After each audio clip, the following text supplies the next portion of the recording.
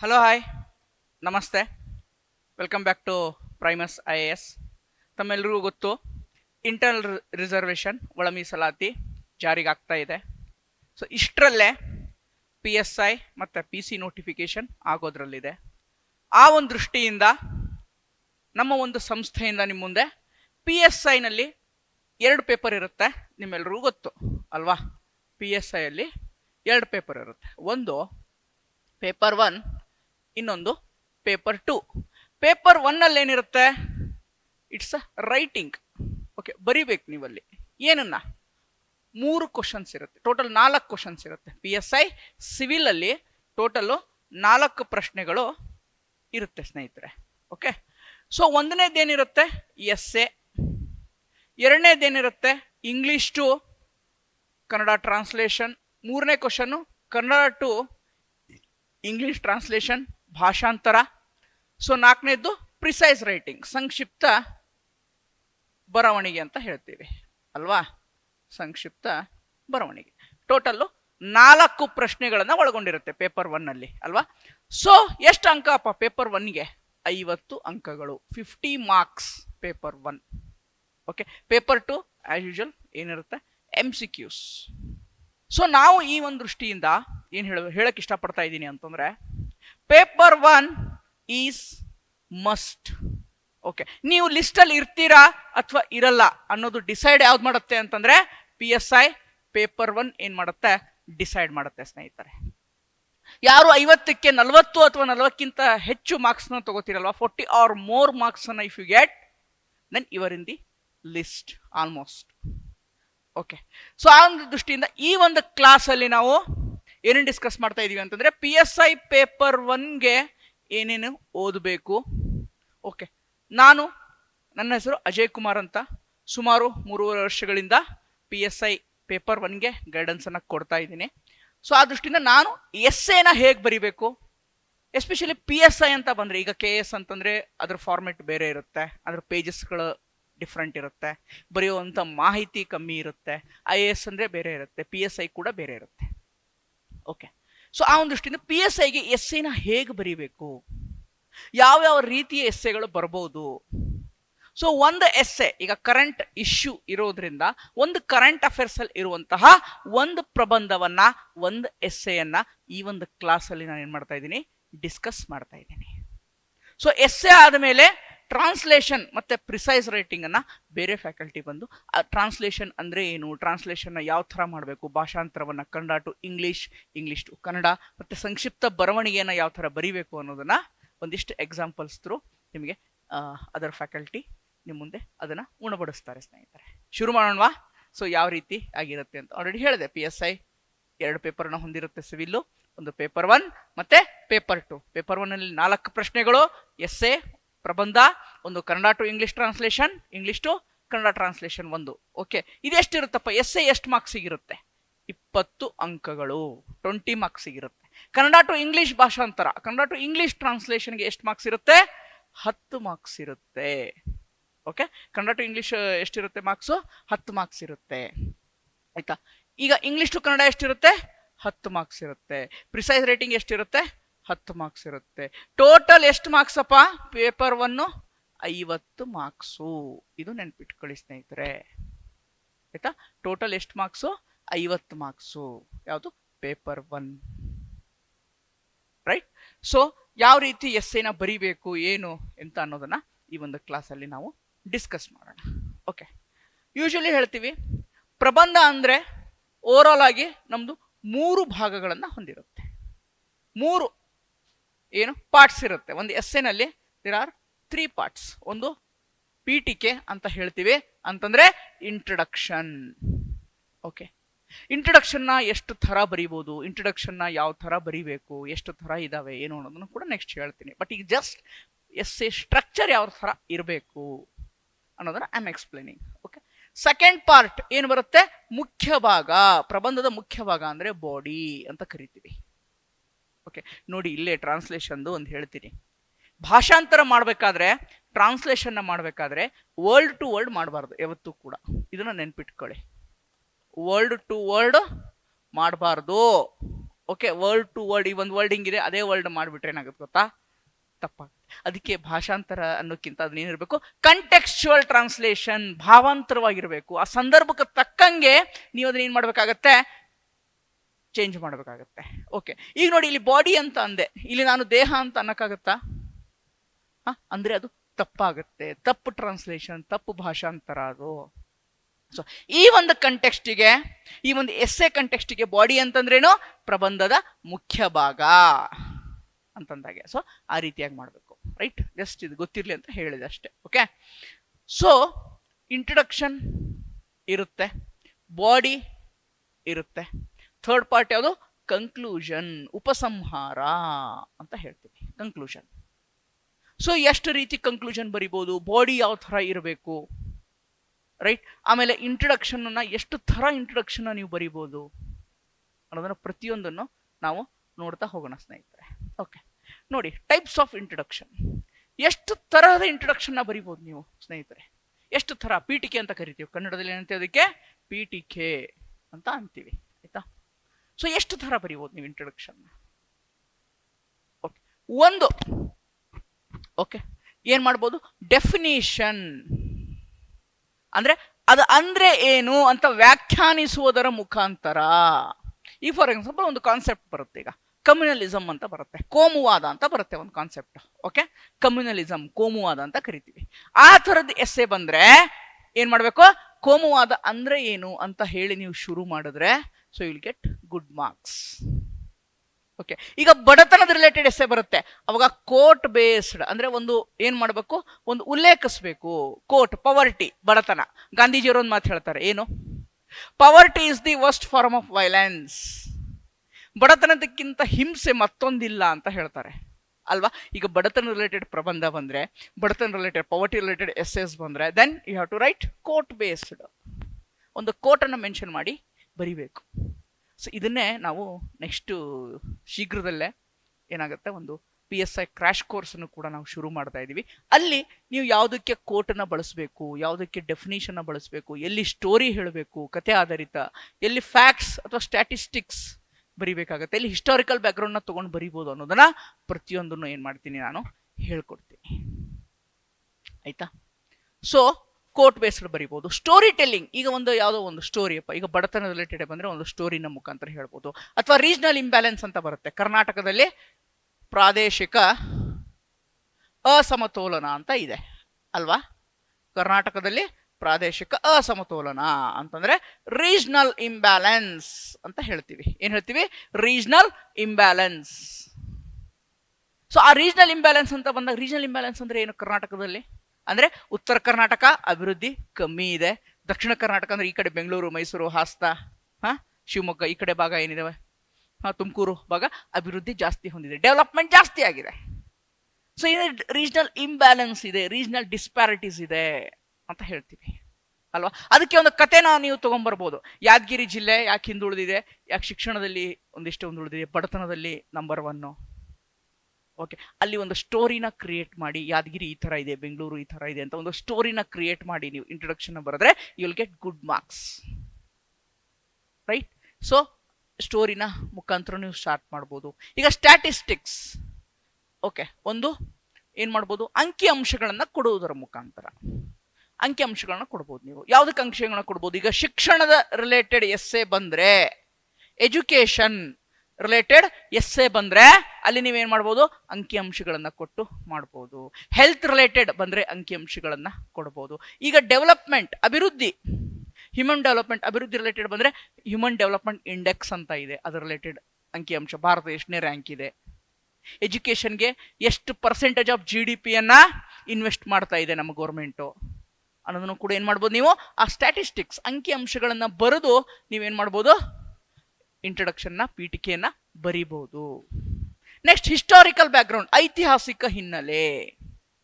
ಈಗ ನೋಡಿ, women related essay ಬರುತ್ತೆ, ವುಮೆನ್ ಎಂಪವರ್ಮೆಂಟ್ ಅಂತ ಹೇಳ್ತೀವಿ. ಏನು? ವುಮೆನ್ ಎಂಪವರ್ಮೆಂಟ್, ಮಹಿಳಾ ಸಬಲೀಕರಣ ಎಸ್ಸೆ ಬಂದ್ರೆ, ವುಮೆನ್ ಎಂಪವರ್ಮೆಂಟ್, ಮಹಿಳಾ ಸಬಲೀಕರಣ, ಅದ್ರ ಮೇಲೆ ಪ್ರಬಂಧ ಬಂದ್ರೆ ನೀವೇನ್ ಮಾಡ್ಬೋದು, ವುಮೆನ್ ಹಿಸ್ಟಾರಿಕಲ್ ಬ್ಯಾಕ್ಗ್ರೌಂಡ್ ಅಲ್ಲಿ ಎಕ್ಸಾಂಪಲ್ ನ ತಗೋಬಹುದು. ಗಾರ್ಗಿ, ಮೈತ್ರೇಯಿ, ವೇದಿಕ್ ಪೀರಿಯಡು, ರಜಿಯಾ ಸುಲ್ತಾನಾ, ಈ ರೀತಿಯಾಗಿ ಏನ್ ಮಾಡ್ಬೋದು, ವುಮೆನ್ ಎಂಪವರ್ಮೆಂಟ್ ಅಂತ ಬಂದ್ರೆ ಹಿಸ್ಟಾರಿಕಲಿ ಎಕ್ಸಾಂಪಲ್ಸ್ನ ಕೊಟ್ಟು ನೀವು ಆ ಒಂದು ಎಸ್ಸೆನ ಸ್ಟಾರ್ಟ್ ಮಾಡ್ಬೋದು. ಓಕೆ, ಇಫ್ ಪಾಸಿಬಲ್ ನಿಮ್ಮ ಹತ್ರ ಟೈಮ್ ಇತ್ತು, ನೀವು ಈ ರೀತಿಯಾಗಿ ಎಸ್ಸೆನ ಬರಿಬಹುದು ಅಂತ ಪ್ರಿಪೇರ್ ಆಗಿದ್ರೆ, ಇಷ್ಟು ರೀತಿಯಲ್ಲಿ ನೀವೇನ್ ಮಾಡ್ಬೋದು, ಎಸ್ಸೆನ ಬರಿಬಹುದು ಅಂತ ಪ್ರಿಪೇರ್ ಆಗಿದ್ರೆ ಸ್ನೇಹಿತರೆ, ನೀವು ಎರಡನ್ನ ಮಿಕ್ಸ್ ಮಾಡಿ ಬರೆದ್ರೆ ಒಂದು ಇಂಟ್ರೊಡಕ್ಷನ್ ಪ್ಲಸ್ ಏನು ಡೇಟಾ ಫ್ಯಾಕ್ಟ್ಸ್ ಹಾಕುವಂಥದ್ದು, ಒಂದು ಕೋಟ್ ಪ್ಲಸ್ ಡೇಟಾ ಫ್ಯಾಕ್ಟ್ಸ್ ಹಾಕುವಂಥದ್ದು, ಒಂದು ಕಥೆಯನ್ನು ಬರೆದು ಡೇಟಾ ಫ್ಯಾಕ್ಟ್ಸ್ ಹಾಕುವಂಥದ್ದು, ಅಥವಾ ಕೋಟ್ ಪ್ಲಸ್ ಡೆಫಿನಿಷನ್ನ ಬರೆಯುವಂಥದ್ದು, ಕೋಟ್ ಪ್ಲಸ್ ಸ್ಟ್ಯಾಟಿಸ್ಟಿಕ್ಸ್ ಡೇಟಾವನ್ನು ಹಾಕುವಂಥದ್ದು, ಈ ಥರ ನೀವು ಮಾಡಿದ್ರೆ definitely you will get good marks. ಯಾಕೆ ನಾನು ಇಂಟ್ರೊಡಕ್ಷನ್ಗೆ ಇಷ್ಟು ಫೋಕಸ್ ಮಾಡಿ ಹೇಳ್ತಾ ಇದ್ದೀನಿ ಅಂತಂದ್ರೆ, first impression is the best impression ಅಂತ ಹೇಳ್ತೀವಿ ಅಲ್ವಾ. ಯಾವಾಗ ನೋಡಿ, ಒಬ್ಬ ವ್ಯಕ್ತಿ ನಮಗೆ ಇಷ್ಟ ಆಗಬೇಕು ಅಂತಂದ್ರೆ ಒಂದನೇ ನೋಟದಲ್ಲಿ ನಮ್ಗೆ ಇಷ್ಟ, ಒಬ್ಬೊಬ್ರು ಹೇಗಿರ್ತಾರೆ, ಈಗ ಒಂದನೇ ನೋಟದಲ್ಲಿ ಆ ವ್ಯಕ್ತಿ ನನಗೆ ಫಸ್ಟ್ ಲುಕ್ಕಲ್ಲಿ ಇಷ್ಟ ಆಗದೆ ಇದ್ರೆ, ಅವ್ರು ಎಷ್ಟೇ ಒಳ್ಳೆಯವರಲ್ಲಿ ಎಷ್ಟೇ ಇದಿರಲಿ, ನಾನು ಅವ್ರ ಹತ್ರ ಹೋಗಲ್ಲ ಅಥವಾ ಅವ್ರಿಗೆ ಅಟ್ರಾಕ್ಟ್ ಆಗಲ್ಲ, ಅವ್ರಿಗೆ ಮಾತಾಡಲ್ಲ ಅಲ್ವಾ. Usually it's a human tendency. Okay, ಇದು ಮಾನವೀಯ ಸಹಜ ಗುಣ ಇದು.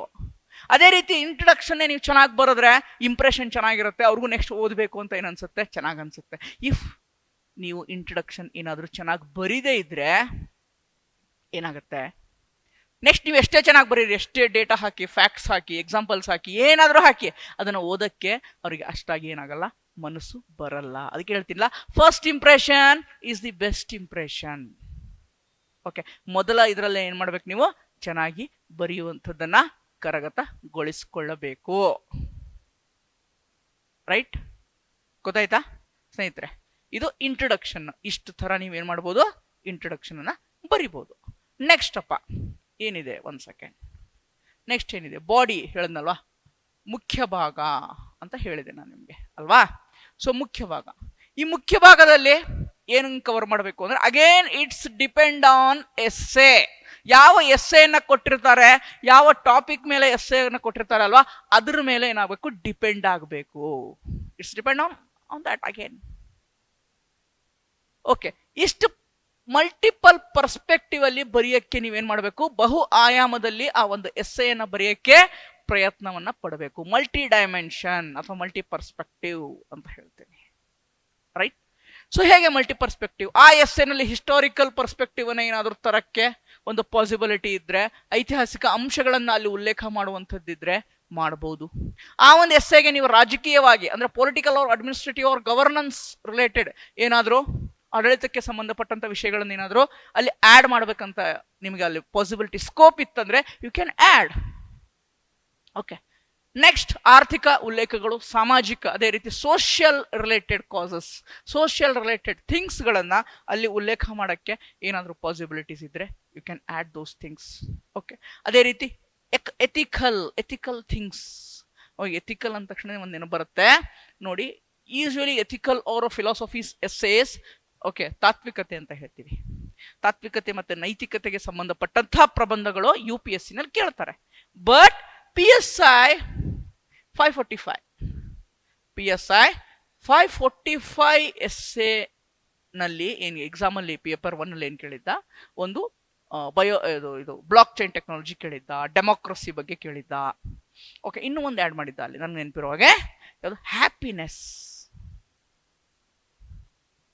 ಏನ್ ಮಾಡಿದ್ರು, ಹ್ಯಾಪಿನೆಸ್ ರಿಲೇಟೆಡ್. ಹ್ಯಾಪಿನೆಸ್ ಅಂದ್ರೆ ಏನು, ಹ್ಯಾಪಿನೆಸ್ ಅಂದ್ರೆ ಒಬ್ಬ ಮನುಷ್ಯನ ಪ್ರಕಾರ ಹ್ಯಾಪಿನೆಸ್ ಅಂದ್ರೆ ಏನು, ಹೇಗಿರ್ಬೋದು ಏನು ಅನ್ನೋದು, ಅದ್ರ ರಿಲೇಟೆಡ್ ಒಂದು ಪ್ರಬಂಧನ ಬರೀರಿ ಅಂತ ಕೇಳಿದ್ದ. ಅಂದ್ರೆ ಯೂಶುವಲಿ ಈ ಥರದ್ದನ್ನ ಎಲ್ಲಿ ಕೇಳ್ತಾರೆ, ಸಂತೋಷವಾಗಿರುವಂತಂದ್ರೆ ಏನು ಒಬ್ಬ ಮನುಷ್ಯನ ಪ್ರಕಾರ.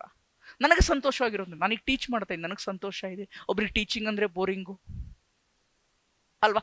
ಇಟ್ಸ್ ಇಂಡಿವಿಜುವಲ್, ವೈಯಕ್ತಿಕವಾಗಿ ಅದೇನಾಗತ್ತೆ, ಅದರ ಒಂದು ಡೆಫಿನಿಷನ್ ಸಂತೋಷವಾಗಿರುವುದು, ಹ್ಯಾಪಿನೆಸ್ ಅನ್ನೋದು ಏನಾಗುತ್ತೆ, ಚೇಂಜ್ ಆಗುತ್ತೆ. ಒಬ್ಬರಿಗೆ ಲಕ್ಸುರಿ ಲೈಫ್ನ ಲೀಡ್ ಮಾಡೋದು ಹ್ಯಾಪಿನೆಸ್, ಒಬ್ಬರಿಗೆ ಸಿಂಪಲ್ ಆಗಿರೋದು ಹ್ಯಾಪಿನೆಸ್, ಒಬ್ಬರಿಗೆ ಬಸ್ಸಲ್ಲಿ ಹೋಗೋದು ಹ್ಯಾಪಿನೆಸ್, ಒಬ್ಬರಿಗೆ ಲಕ್ಸುರಿ ಕಾರ್, ಬೆಂಜು, ಆಡಿ ಇಂಥದ್ರಲ್ಲಿ ಅಡ್ಡಾಡೋದು, ಶೋಕಿಗಳನ್ನ ಮಾಡೋದು ಅಂದ್ರೆ ಹ್ಯಾಪಿನೆಸ್. ಅದು ತಪ್ಪು ಸರಿ, ಅದು ಸೆಕೆಂಡರಿ, ಅದು ಆ ಇಂಡಿವಿಜುವಲಿಗೆ ಬಿಟ್ಟಿದ್ದು, ನೋಡೋರ ದೃಷ್ಟಿ ಬೇರೆ. ಬಟ್ ಆ ಒಬ್ಬ ವ್ಯಕ್ತಿ ಅವನು ಏನು ಮಾಡಿದ್ರೆ ಹ್ಯಾಪಿನೆಸ್ ಆಗಿರ್ತಾನಲ್ವಾ, ಅದನ್ನೇನಂತ ಕರಿತೀವಿ, ಹ್ಯಾಪಿನೆಸ್ ಅಂತ ಕರಿತೀವಿ. ಅದನ್ನೇನಂತ ಕರಿತೀವಿ, ಸಂತೋಷವಾಗಿರೋ ಅಂತ ಕರಿತೀವಿ. ರೈಟ್, ಸೊ ಆ ರೀತಿ ಒಂದು ಹ್ಯಾಪಿನೆಸ್ ಮೇಲೆ ಒಂದು ಎಥಿಕಲ್ ಅವರ ಫಿಲಾಸಫಿಕಲ್ ರಿಲೇಟೆಡ್ ಮಾಡಿದ ಎಸ್ಸೆ ಕೇಳಿದ್ದ. ಈ ತರ ಕೊಟ್ರೆ ವೆರಿ ಡಿಫಿಕಲ್ಟ್. ಓಕೆ, ನಿಮ್ಗೆ ಆಪ್ಷನ್ಸ್ ಇರುತ್ತಪ್ಪ. ಈಗ 5 ಎಸ್ಸೆ ಕೊಟ್ಟಿರ್ತಾನೆ, ಅದರಲ್ಲಿ ಒಂದು ಬರಿಬೇಕು.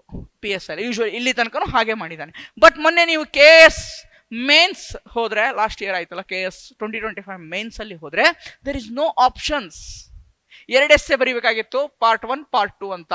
ಪಾರ್ಟ್ 1 ಅಂದ್ರೆ ನ್ಯಾಷನಲ್ ಇಂಟರ್ನ್ಯಾಷನಲ್ ಇಶ್ಯೂಸ್, ಪಾರ್ಟ್ 2 ಅಂತಂದ್ರೆ state related issues.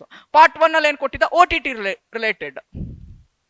Okay, OTT ಅಂತಂದ್ರೆ ಏನಪ್ಪ, ಅಮೆಝಾನ್, ಫ್ಲಿಪ್ಕಾರ್ಟ್, ಪ್ರೈಮ್, ನೆಟ್ಫ್ಲಿಕ್ಸ್ ಇವೆಲ್ಲ ಇದಾವ ತಾನೆ, ಅವನ್ನೆಲ್ಲ ಅಂತ ಕರಿತೀವಿ OTT ಅಂತ ಕರಿತೀವಿ. ಅಂದ್ರೆ over the top, full form GK ನೆನ್ಪಿಟ್ಕೊಳ್ಳಿ ಆಯ್ತಾ.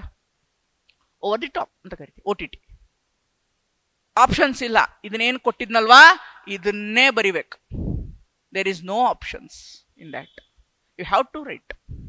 ಅದೇ ರೀತಿ ಇನ್ನೊಂದು ಎಸ್ಸೆ ಕೊಟ್ಟಿದ್ದ, ಒಂದು ಸ್ಟೇಟ್ ಇಶ್ಯೂಸ್ ಅಲ್ಲಿ ಬೆಂಗಳೂರು ಟ್ರಾಫಿಕ್, ಬೆಂಗಳೂರು ವಾಹನ ದಟ್ಟಣೆಗೆ ಸಂಬಂಧಪಟ್ಟಂತೆ ಏನೇನು ಸೊಲ್ಯೂಷನ್ಗಳನ್ನ ಕೊಡಬೇಕು, ಸಮಸ್ಯೆಗಳೇನಿದಾವೆ, ಯಾಕಿದಾವೆ ಸಮಸ್ಯೆಗಳು, ಅದಕ್ಕೆ ಪರಿಹಾರಗಳನ್ನ ಏನು ಸೊಲ್ಯೂಷನ್ಸ್ ಇದೆ ಅನ್ನೋ ರಿಲೇಟೆಡ್ ಇನ್ನೊಂದು ಬೆಂಗಳೂರು ಟ್ರಾಫಿಕ್ ರಿಲೇಟೆಡ್ ಏನ್ ಮಾಡಿದ್ದ, ಇನ್ನೊಂದು ಎಸ್ಸೆನ ಕೇಳಿದ್ದ.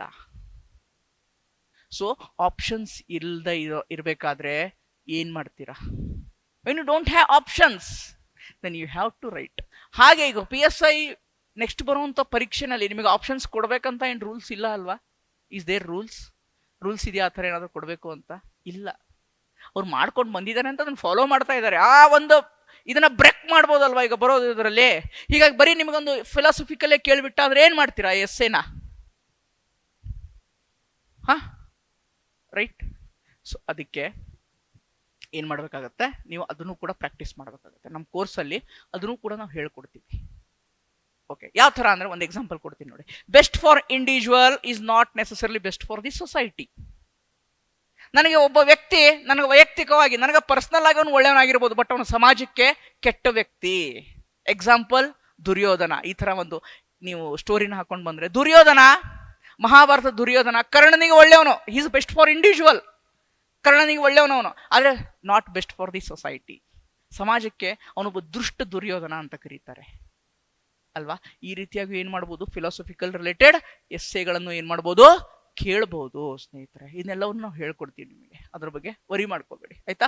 ಅದೇ ರೀತಿ ಯಾವುದೇ ಒಂದು ಎಸ್ಸೆನಲ್ಲಿ ಎನ್ವಿರಾನ್ಮೆಂಟಲ್ ರಿಲೇಟೆಡ್ ಎಕಾಲಜಿಕಲ್ ಥಿಂಗ್ಸ್ ಗಳನ್ನ ಆಡ್ ಮಾಡ್ಬೇಕಾಗಿತ್ತು ಅಂತಂದ್ರೆ ಹಾಕಬಹುದು. For example Karnataka tourism.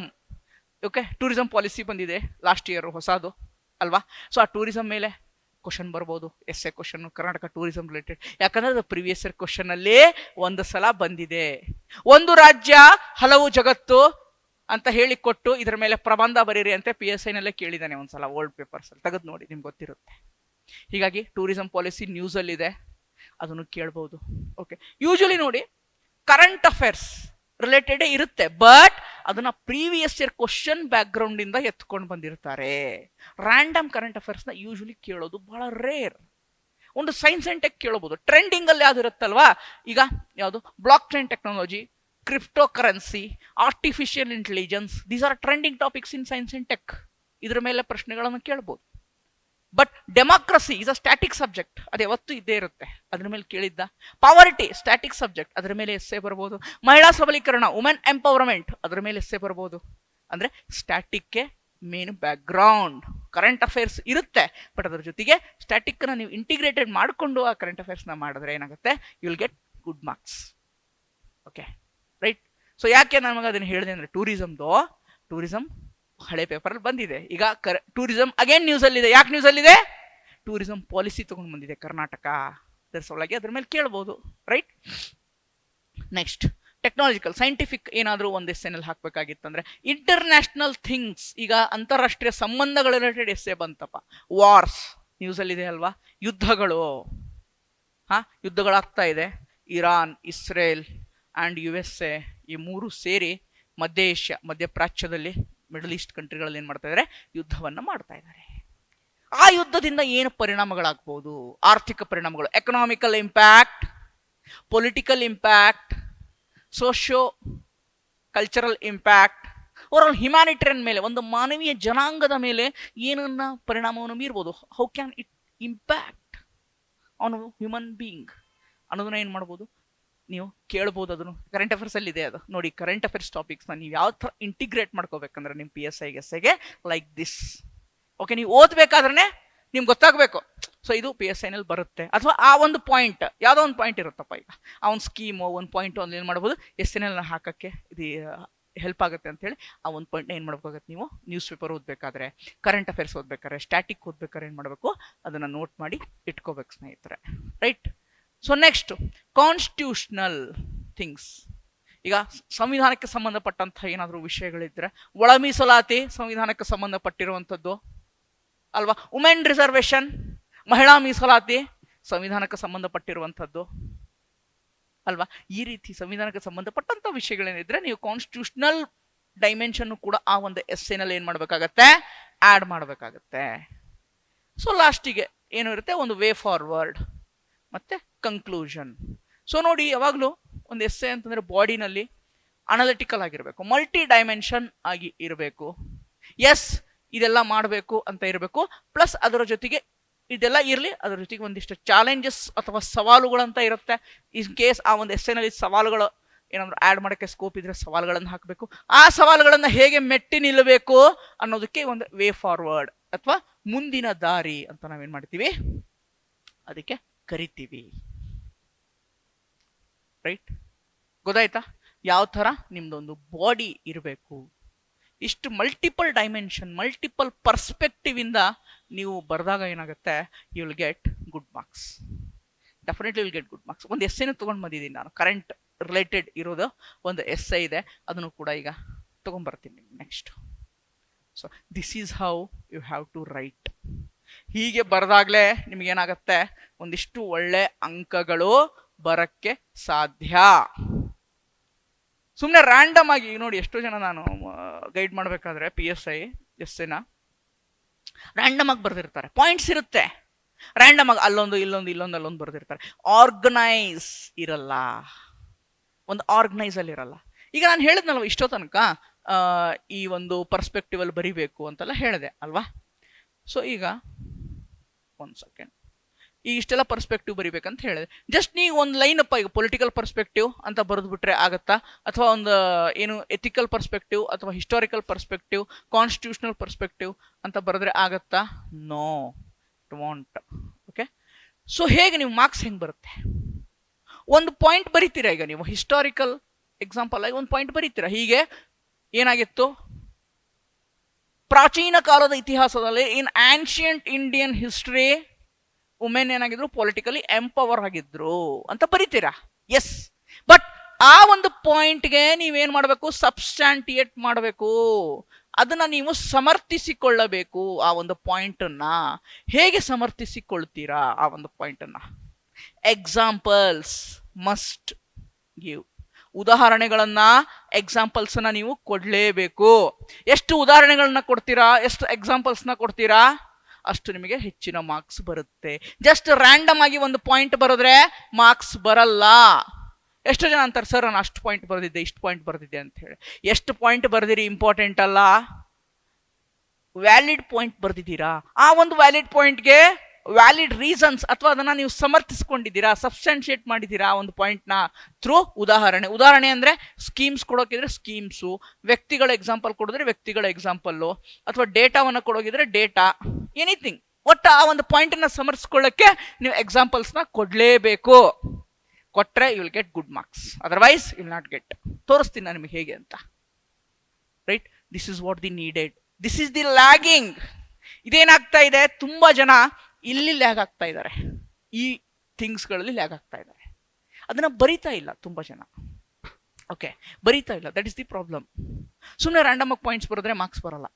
If you want to get 40+, then you have to write in proper way. ಒಂದು ಸರಿಯಾದ ಕ್ರಮದಲ್ಲಿ ಬರೆದ್ರೆ ಮಾತ್ರ ನಿಮಗೆ ಸರಿಯಾದ ಅಂಕಗಳು ಬರುತ್ತೆ. ಓಕೆ.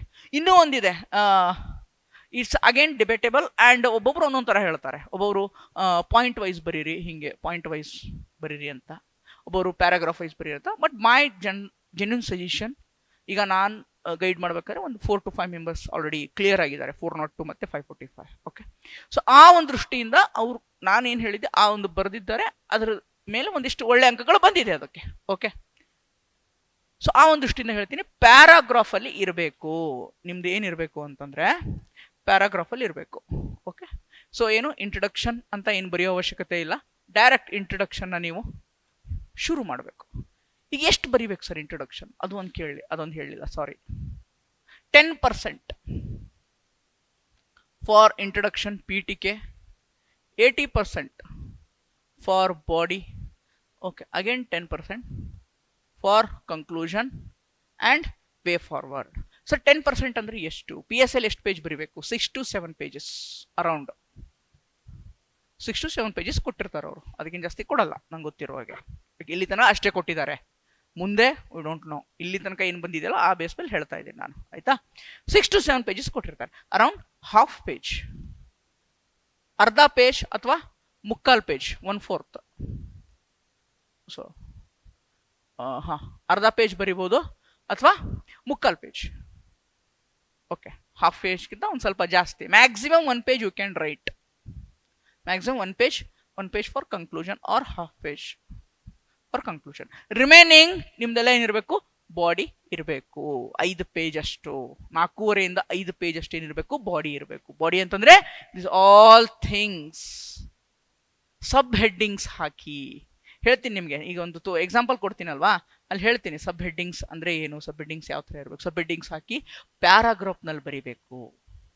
ಒಂದು ಡೈಮೆನ್ಷನ್ ತಗೋತೀರಿ, ಡೈಮೆನ್ಷನ್ ಬರಿತೀರ ಹಿಸ್ಟಾರಿಕಲ್ ಅಂತ, ಅದನ್ನ ಸಬ್ ಹೆಡ್ಡಿಂಗ್ ಕೊಟ್ಟು ನೀವು ಪ್ಯಾರಾಗ್ರಾಫ್ ಅಲ್ಲಿ ಬರಿಬೇಕು. Not in general points. Point wise ಬರಿಬಾರ್ದು. ಪಾಯಿಂಟ್ ವೈಸ್ ಬರೆದ್ರೆ ಅದು ಉತ್ತರ ಆಗತ್ತೆ, ಪ್ರಬಂಧ ಆಗಲ್ಲ ಅಲ್ವಾ? ನೀವು ಪ್ರಜಾವಾಣಿ ಎಡಿಟೋರಿಯಲ್ ನೋಡಿದೀರಾ? ಪ್ರಜಾವಾಣಿ ಎಡಿಟೋರಿಯಲ್ ಹೇಗಿರುತ್ತೆ? ಒಂದು ಸಬ್ ಹೆಡ್ಡಿಂಗ್ ಇರುತ್ತೆ, ಈ ತರ ಒಂದು ಪ್ಯಾರಾಗ್ರಾಫ್ ಅಲ್ಲಿ ಕೊಟ್ಟಿರ್ತಾನೆ, ಮತ್ತೆ ಸಬ್ ಹೆಡ್ಡಿಂಗ್ ಇರುತ್ತೆ, ಈ ತರ ಪ್ಯಾರಾಗ್ರಾಫ್ ನ ಇಲ್ಲಿ ಕಂಟಿನ್ಯೂ ಮಾಡಿರ್ತಾರೆ, ಮತ್ತೊಂದು ಸಬ್ ಹೆಡ್ಡಿಂಗ್ ಇರುತ್ತೆ, ಒಂದು ಪ್ಯಾರಾಗ್ರಾಫ್ ಕಂಟಿನ್ಯೂ ಮಾಡಿರ್ತಾನೆ ಅಲ್ವಾ? Like that. ಎಕ್ಸಾಂಪಲ್ ನಿಮ್ಮ ಕಣ್ಣು ಮುಂದೆನೇ ಇದೆ. ಪ್ರಜಾವಾಣಿ ಒಂದು ಆರ್ಟಿಕಲ್ ನೋಡಿ, ಹೇಗೆ ಸಬ್ ಹೆಡ್ಡಿಂಗ್ಸ್ ಹಾಕ್ತಾರೆ, ಹೇಗೆ ಏನ್ ಮಾಡ್ತಾರೆ, ಕನೆಕ್ಟಿಂಗ್ ಒಂದು ಪ್ಯಾರಾಗ್ರಾಫ್ ಇಂದ ಇನ್ನೊಂದು ಪ್ಯಾರಾಗ್ರಾಫ್ಗೆ ಹೇಗೆ ಕನೆಕ್ಟ್ ಮಾಡಬೇಕು, ಇದೆಲ್ಲವನ್ನು ಹೇಳ್ಕೊಡ್ತೀವಿ ಸ್ನೇಹಿತರೆ. ಎಲ್ಲವನ್ನು ನಾವು ಹೇಳ್ಕೊಡ್ತೀವಿ. ಸೊ ಕನೆಕ್ಟ್ ಮಾಡ್ಕೊಂಡು ಏನ್ ಮಾಡ್ಬೇಕಾಗತ್ತೆ? ಪ್ಯಾರಾಗ್ರಾಫ್ ಅಲ್ಲೇ ನೀವೇನ್ ಮಾಡಬೇಕು? ಎಲ್ಲವನ್ನ ಬರಿಬೇಕು. Everything paragraph if possible. ಈಗ ಟೈಮ್ ತುಂಬಾ ಕಮ್ಮಿ ಇದೆ, you have very less time. Conclusion ಬರೆಯೋಕ್ಕೆ, ವೇ ಫಾರ್ವರ್ಡ್ ಬರೆಯೋಕ್ಕೆ ಆಗ್ತಾ ಇರಂಗಿಲ್ಲ, ಅವಾಗ ಇನ್ ಲಾಸ್ಟ್ ಅಲ್ಲಿ you can use some flow chart if possible. ಅದು ಇಟ್ಸ್ ನಾಟ್ ರೆಕಮೆಂಡೆಡ್, ನಾನು ರೆಕಮೆಂಡ್ ಮಾಡಲ್ಲ. ಇನ್ ಕೇಸ್ ಟೈಮ್ ಇಲ್ಲ ಅಂದ್ರೆ ಏನ್ ಮಾಡೋಕ್ಕಾಗತ್ತೆ? ಬಿಟ್ಟು ಬರೋಕ್ಕಾಗತ್ತಾ? ಆಗಲ್ಲ. ಇನ್ ಕೇಸ್ ಟೈಮ್ ಇಲ್ಲ ಅಂತಂದಾಗ ಫ್ಲೋ ಚಾರ್ಟ್ಸ್ನ ಬಳಸಿ. ವೇ ಫಾರ್ವರ್ಡ್ ಅಂತಂದ್ರೆ ಇನ್ನು ಏನು ಮಾಡಬೇಕು, ಸಲಹೆಗಳು ಬರಿಬೇಕಾಗಿರುತ್ತೆ, ರೆಕಮೆಂಡೇಶನ್ಸ್ನ ಕೊಡಬೇಕಾಗಿರುತ್ತೆ ಅಲ್ವಾ? ಸೊ ಆವಾಗ you can use this kind of flow charts if only time not permits. ಸಮಯ ಇಲ್ಲ ಅಂದ್ರೆ ಮಾತ್ರ ಇದನ್ನ ಒಂದು ಟ್ರಿಕ್ ಆಗಿ ಲಾಸ್ಟ್ ಅಲ್ಲಿ ಬರೆಯೋಕ್ಕೆ ಯೂಸ್ ಮಾಡಿ. ಇಲ್ಲ ಅಂತಂದ್ರೆ ಬರೆಯೋ ಅವಶ್ಯಕತೆ ಇಲ್ಲ ಇದನ್ನ, ರೈಟ್? ಇಲ್ಲ ನಾರ್ಮಲ್ ಆಗಿ ಏನ್ ಮಾಡಬೇಕು? ಎಲ್ಲವನ್ನು ಪ್ಯಾರಾಗ್ರಾಫ್ ಅಲ್ಲೇ ನೀವು ಬರಿಬೇಕಾಗುತ್ತೆ, right? So one second. Next, this is about the body. Next, conclusion. So ಎಷ್ಟು ತರ ಕನ್ಕ್ಲೂಷನ್ ಬರಿಬೋದಪ್ಪ ನೀವು? ಎಷ್ಟು ತರ ಕನ್ಕ್ಲೂಷನ್ ಬರಿಬೋದು, ರೈಟ್? ನೋಡಿ, ಕನ್ಕ್ಲೂಷನ್ ಕೂಡ ನೀವು 5 ತರ ಬರಿಬೋದು. 5 ತರ, ಇವನ್ 6 ತರ, 7 ತರ, ಅಥವಾ ಎಷ್ಟು n ನಂಬರ್ ಆಫ್ ಟೈಪ್ಸ್ ಇದೆ. But I have given 5 types ಅಂತ ಸ್ಟ್ಯಾಂಡರ್ಡ್. ಓಕೆ, ಸೊ ಒಂದನೇದು ಸಮರಿ ಓವರಾಲ್. ಈಗ ಒಂದು ಎಸ್ಸೆ ಏನು ಹೇಳ್ತಾ ಇದೆ ಅಲ್ವಾ, ಅದನ್ನ ಒಂದು ಸಮರೈಸ್ ಮಾಡಿ. ಒಂದು ಎಸ್ಸೆ ಇರುತ್ತೆ, ಒಂದು ಟಾಪಿಕ್ ಇರುತ್ತೆ, ಅದನ್ನ ಓವರ್ ಆಲ್ ಸಮರೈಸ್ ಮಾಡಿ ನೀವೇನ್ ಮಾಡ್ಬೋದು? ಅದನ್ನ ಒಂದು 5 ರಿಂದ 6 ಲೈನಲ್ಲಿ ಏನ್ ಮಾಡ್ಬೋದು? ಆ ಒಂದು ಕನ್ಕ್ಲೂಷನ್ ಅನ್ನ ಬರಿಬಹುದು. ಓವರ್ ಆಲ್ ಸಮರೈಸ್ ಮಾಡೋದು, ಏನ್ ಹೇಳ್ತಾ ಇದೆ, ಹೀಗಿದೆ, ಬಟ್ ಹೀಗೆ ಮಾಡಬೇಕು, ಹೀಗೆ ಇದನ್ನ ಎಂಡ್ ಮಾಡಬಹುದು. ಒಂದು ನೆನ್ಪಿಟ್ಕೊಳ್ಳಿ, ಪಾಸಿಟಿವ್ ನೋಟ್ ಅಲ್ಲಿ ಎಂಡ್ ಮಾಡಿ. ಓಕೆ, ಆಲ್ವೇಸ್ ಏನಿರಬೇಕು? ಸಕಾರಾತ್ಮಕವಾಗಿರ್ಬೇಕು, ಪಾಸಿಟಿವ್, ಸೊಲ್ಯೂಷನ್ ಓರಿಯೆಂಟೆಡ್. ಏನಾದ್ರೂ ಸಲಹೆಗಳಿದ್ರೆ ಬೇಕಾದ್ರೆ ಕನ್ಕ್ಲೂಷನ್ ಅಲ್ಲಿ ಕೊಡಿ, ಆಯ್ತಾ? ಏನಾದ್ರೂ ಸಲಹೆಗಳಿತ್ತಂದ್ರೆ ಓಕೆ. ನಮ್ಮ ನೋಡಿ, ಯಾಕೆ ಪಾಸಿಟಿವ್ ನೋಟ್ ಅಂತ ಹೇಳ್ತಾ ಇದ್ದೀನಿ ಅಂತಂದ್ರೆ, ನಮ್ಮ ವ್ಯವಸ್ಥೆಯಲ್ಲಿ ಭ್ರಷ್ಟಾಚಾರ ಇದೆ, ಕರಪ್ಷನ್ ಇದೆ, ಓಕೆ, ಅಸಮಾನತೆ ಎಲ್ಲ ಇದೆ. ಆದ್ರೂ ಕೂಡ ಅದೇ ವ್ಯವಸ್ಥೆಯಲ್ಲಿ ನೀವು ಕೆಲಸ ಮಾಡಕ್ ಹೋಗ್ತಾ ಇದ್ದೀರಾ. ಯಾಕೆ ಹೋಗ್ತಾ ಇದ್ದೀರಾ? ನಿಮ್ಮ ಕೈಲಿ ಆದಷ್ಟು ಒಳ್ಳೆ ಕೆಲಸಗಳನ್ನ ಮಾಡಕ್ಕೆ ಅಂತ ಪ್ರಯತ್ನ ಪಟ್ಟು ನೀವು ಹೋಗ್ತಾ ಇದ್ದೀರಾ. ಹೀಗಾಗಿ ಎಷ್ಟೇ ಕೆಟ್ಟದ್ದಿರ್ಲಿ ಅದರಲ್ಲಿ ಒಂದು ಒಳ್ಳೆತನ ಹುಡುಕಿ, ಅಥವಾ ಹಿಂಗಿದೆ ಬಟ್ ಹೀಗೆ ಮಾಡಿದ್ರೆ ಸರಿ ಹೋಗುತ್ತೆ ಅಂತ ಹೇಳಿ ಒಂದು ಪಾಸಿಟಿವ್ ನೋಟ್ ಅಲ್ಲಿ, ಒಂದು ಸಕಾರಾತ್ಮಕವಾಗಿ ಅದನ್ನ ಎಂಡ್ ಮಾಡಕ್ಕೆ ನೀವೇನ್ ಮಾಡಬೇಕು? ಪ್ರಯತ್ನವನ್ನ ಮಾಡಬೇಕು. ಓಕೆ, ಒಂದು ಸಮರಿ ಮಾಡೋದ್ರ ಮುಖಾಂತರ ಒಂದು ಕೋಟ್ ಕೊಡಿ, ಯಾವ್ದಾದ್ರು ಒಂದು ಕೋಟ್ ಎಂಡ್ ಮಾಡ್ಬೋದು. ಕೋಟನ ಮುಖಾಂತರ ಅಂದ್ರೆ ಒಂದು ಕೋಟ್ ಕೊಡೋದ್ರ ಯಾರೊಬ್ರು ಹೇಳಿಕೆ ಕೊಟ್ಟಿರ್ತಾರೆ, ಯಾರು ಗಾಂಧೀಜಿ ಇರ್ಬೋದು, ಅಂಬೇಡ್ಕರ್ ಇರ್ಬೋದು, ಆ ಒಂದು ಕಂಟೆಕ್ಸ್ಟಿಗೆ ಸಂಬಂಧಪಟ್ಟಾಗ ಏನಾದರೂ ಕೋಟ್ ನಿಮ್ಗೆ ನೆನಪಿದ್ರೆ you can use quote. Okay, ಅಥವಾ ಫ್ಯೂಚರಿಸ್ಟಿಕ್ ಹೇಳಿದ್ನಲ್ವಾ, ಮುಂದೆ ಭವಿಷ್ಯದಲ್ಲಿ ಹೀಗೆ ಮಾಡಿದ್ರೆ ಒಳ್ಳೇದಾಗತ್ತೆ ಅಂತ ಫ್ಯೂಚರಿಸ್ಟಿಕ್ ಆಗಿರ್ಬೋದು. ಓಕೆ, ಕಾಲ್ ಟು ಆಕ್ಷನ್ ಅದೇ ಯೂನಿವರ್ಸಲ್ ಇರಬೇಕು. ಫಿಲಾಸಫಿಕಲ್ ಆಗಿ ಏನಾದರೂ ನೀವು ಬರೆಯುವಂತಿತ್ತಂದ್ರೆ you can write philosophical also. I will show. ಈಗ ಒಂದು ಎಸ್ಸೆ ತೊಗೊಂಡು ಬರ್ತೀನಿ ಈಗ ನಿಮ್ಮ ಮುಂದೆ. ಸೊ ಆ ಒಂದು ಎಸ್ಸೆನಲ್ಲಿ ಇಂಟ್ರಡಕ್ಷನ್ ಯಾವ ಥರ ಇರಬೇಕು, ಬಾಡಿ ಡೈಮೆನ್ಷನ್ಸನ್ನು ಯಾವ ಥರ ಬರೀಬೇಕು, ಅದನ್ನು ಹೇಗೆ ನೀವು ಎಕ್ಸಾಂಪಲ್ಸ್ನ ಕೊಡೋದ್ರ ಮುಖಾಂತರ ಸಬ್ಸ್ಟಾನ್ಶಿಯೇಟ್ ಮಾಡಬೇಕು, ಸಮರ್ಥಿಸ್ಕೊಳ್ಬೇಕು, ಕನ್ಕ್ಲೂಷನ್ನ ಯಾವ ಥರ ಬರೀಬೋದು ಅನ್ನೋದನ್ನ ಒಂದು ಎಸ್ಸೆನ ನಿಮ್ಮ ಮುಂದೆ ಈಗ ನಾನು ಪ್ರಸ್ತುತ ಪಡಿಸ್ತಾ ಇದ್ದೀನಿ. ಯಾವ ಎಸ್ಸೆ ಈಗ ನ್ಯೂಸಲ್ಲಿದೆ ಅಲ್ವಾ? It's in the news. ಏನು? Does increasing women political representation okay strengthen the Indian democracy. ರಾಜಕೀಯದಲ್ಲಿ ಮಹಿಳಾ ಪ್ರಾತಿನಿಧ್ಯವನ್ನು ಹೆಚ್ಚುವುದರಿಂದ ಭಾರತೀಯ ಪ್ರಜಾಪ್ರಭುತ್ವ ಬಲಿಷ್ಠವಾಗುತ್ತದೆಯೇ? ಅಂದರೆ ಪೊಲಿಟಿಕಲ್ ರಿಪ್ರೆಸೆಂಟೇಷನ್ ಫಾರ್ ವುಮೆನ್. ಈಗ ಏನು ಮಾಡಿದ್ದಾರೆ ವುಮೆನ್ಗೆ? 33% ರಿಸರ್ವೇಷನ್ನ ಆಲ್ರೆಡಿ ಆ ಬಿಲ್ಲು ಪಾಸ್ ಆಗಿದೆ. ನಾರಿ ಶಕ್ತಿ ವಂದನ ಅಧಿನಿಯಮ ಅಂತ ಹೇಳಿ, ಯಾವುದು ವುಮೆನ್ ರಿಸರ್ವೇಷನ್ ಆಕ್ಟ್ 2023ರಲ್ಲಿ ಅದಾಗಿದೆ. ಬಟ್ ಈಗ ಮೊನ್ನೆ ಅದನ್ನ ಡಿಲಿಮಿಟೇಷನ್ ಕಮಿಷನ್ ಜೊತೆ ಜಾಯಿನ್ ಮಾಡಿಕೊಂಡು ಈಗ 2000 ಎಲೆಕ್ಷನ್ ಬರುತ್ತಲ್ಲ 2029 ಎಲೆಕ್ಷನ್ಗೆ ಏನು ಮಾಡೋಣ, with delimitation commission women reservation ಏನು ಮಾಡೋಣ, ತೊಗೊಂಡು ಬರೋಣ, ಅಲ್ಲಿಗೆ ಜಾರಿ ಮಾಡ್ಬಿಡೋಣ ಅಂತ ಬಿಲ್ ತೊಗೊಂಬಂದ್ರೆ ಅದು ಪಾಸ್ ಆಗಿಲ್ಲ. ಬಟ್ ಒರಿಜಿನಲಿ 33% ರಿಸರ್ವೇಷನ್ ಬಿಲ್ ಏನಿದೆ ಅಲ್ವಾ ಪಾರ್ಲಿಮೆಂಟಲ್ಲಿ 2023ರಲ್ಲಿ ಏನು ಪಾಸ್ ಆಗಿತ್ತಲ್ವಾ, ಅದು ಇದೆ ಇನ್ನು. ಅದು ಆಫ್ಟರ್ ಈಗ ಏನು ಡಿಲಿಮಿಟೇಷನ್ ಕಮಿಷನ್ ಈಗ ಸೆನ್ಸಸ್ ಆಗುತ್ತೆ, ಸೆನ್ಸಸ್ ಆದಮೇಲೆ ಡಿಲಿಮಿಟೇಷನ್ ಕಮಿಷನ್ ಅಂದರೆ ಕ್ಷೇತ್ರ ಪುನರ್ವಿಂಗಡನಾ ಆಯೋಗ ಅಂತ ಕರಿತೀವಿ.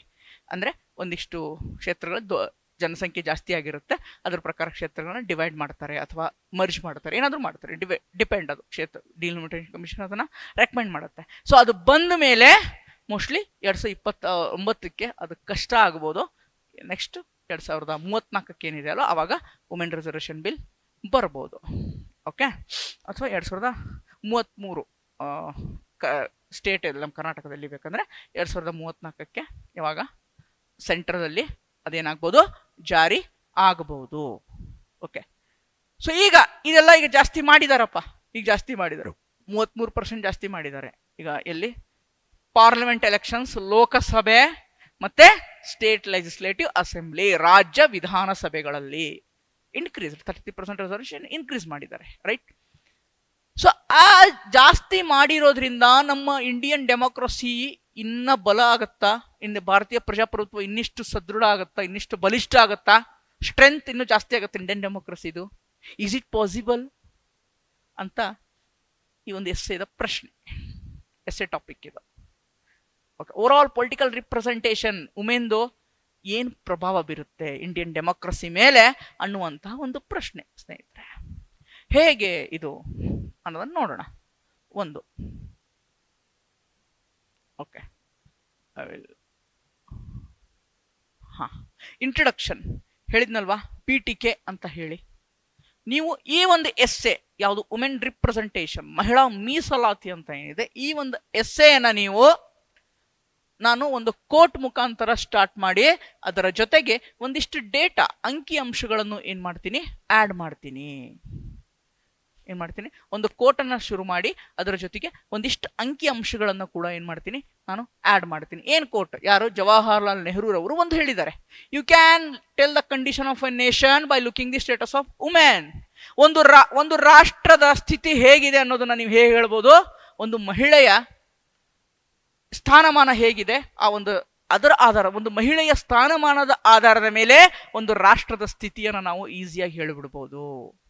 ಮಹಿಳೆಯ ಸ್ಥಾನಮಾನ ಹೇಗೆ, ರಾಜಕೀಯವಾಗಿರ್ಬೋದು, ಆರ್ಥಿಕವಾಗಿರ್ಬೋದು, ಪೊಲಿಟಿಕಲಿ ವುಮೆನ್ ಸ್ಟೇಟಸ್ ಆಗಿರ್ಬೋದು, ಎಕನಾಮಿಕಲ್ ವುಮೆನ್ ಸ್ಟೇಟಸ್ ಆಗಿರ್ಬೋದು. ಓಕೆ, ಅದು ಏನಾದರೂ ಸದೃಢವಾಗಿದ್ರೆ ವುಮೆನ್ ಪೊಸಿಷನ್ ಅದೇನಾದರೂ ಚೆನ್ನಾಗಿದ್ರೆ then that country is well developed country ಅಂತ ಹೇಳ್ಬೋದು ಅಂತ ಹೇಳಿ ಜವಾಹರ್ಲಾಲ್ ನೆಹರು ಕೋಟ್ ಮುಖಾಂತರ ನೀವು ಸ್ಟಾರ್ಟ್ ಮಾಡೋದು. ನೋಡಿ, ಒಂದು ರಾಷ್ಟ್ರದ ಮಹಿಳೆಯರ ಸ್ಥಿತಿಯನ್ನು ನೋಡುವ ಮೂಲಕ ಅದರ ದೇಶದ ಏನೋ ಸ್ಥಿತಿಯನ್ನು ಹೇಳಬಹುದು ಅಂತ ಹೇಳಿ ಜವಾಹರ್ಲಾಲ್ ನೆಹರು ಅವರು ಹೇಳ್ತಾರೆ.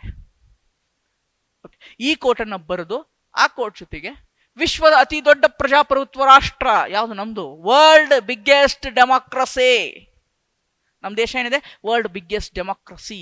India is a biggest democracy country in the world. Okay, so ನೋಡಿ, ನಾವು ಹೇಳ್ತೀವಿ 50%ಗಿಂತ ಹೆಚ್ಚು ಜನ ಮತದಾನ ಮಾಡ್ತಾರೆ, ವೋಟ್ ಹಾಕ್ತಾರೆ ಭಾರತದಲ್ಲಿ, ಅಲ್ವಾ? ಬಟ್ ಆಸ್ ಪರ್ 2024 ಏನು 2024 ಏನು ವುಮೆನ್ ಎಲೆಕ್ಟ್ ಆಗಿದ್ದಾರೆ ಲೋಕಸಭೆಯಲ್ಲಿ, ಆ ಒಂದು ಇದನ್ನ ನೋಡಿದಾಗ ಓನ್ಲಿ 14% ಏನಿದ್ದಾರೆ ವುಮೆನ್ ಇದ್ದಾರೆ. ಬರೀ 14%. ಏನು 524 MP-ಗಳಿದಾರಲ್ವ 524, ಆ 524 ಓನ್ಲಿ 14%, 14% ಜನರು ಮಾತ್ರ ಏನಿದ್ದಾರೆ ಮಹಿಳೆಯರಿದ್ದಾರೆ. ನೋಡಿ, ಲೋಕಸಭೆಯಲ್ಲಿ ಕೇವಲ 14% ಸ್ಥಾನಗಳನ್ನು ಮಾತ್ರ ಮಹಿಳೆಯರು ಹೊಂದಿದ್ದಾರೆ. ಬಟ್ ಗ್ಲೋಬಲಿ ಎಷ್ಟಿದೆ ಇದು? 24%. ನಾವು ಗ್ಲೋಬಲಿ ಅಂದ್ರೆ ಜಾಗತಿಕ ಮಟ್ಟಕ್ಕೆ ಕಂಪೇರ್ ಮಾಡಿದ್ರೆ, globally if you compare, then we are very low. Women representation in politics ಅಲ್ಲಿ ನಾವು ತುಂಬಾ ಕೆಳಗಡೆ ಇದ್ದೀವಿ. ಓಕೆ, ಏನಿದ್ದೀವಿ? ತುಂಬಾ ಕೆಳಗಡೆ ಇದ್ದೀವಿ.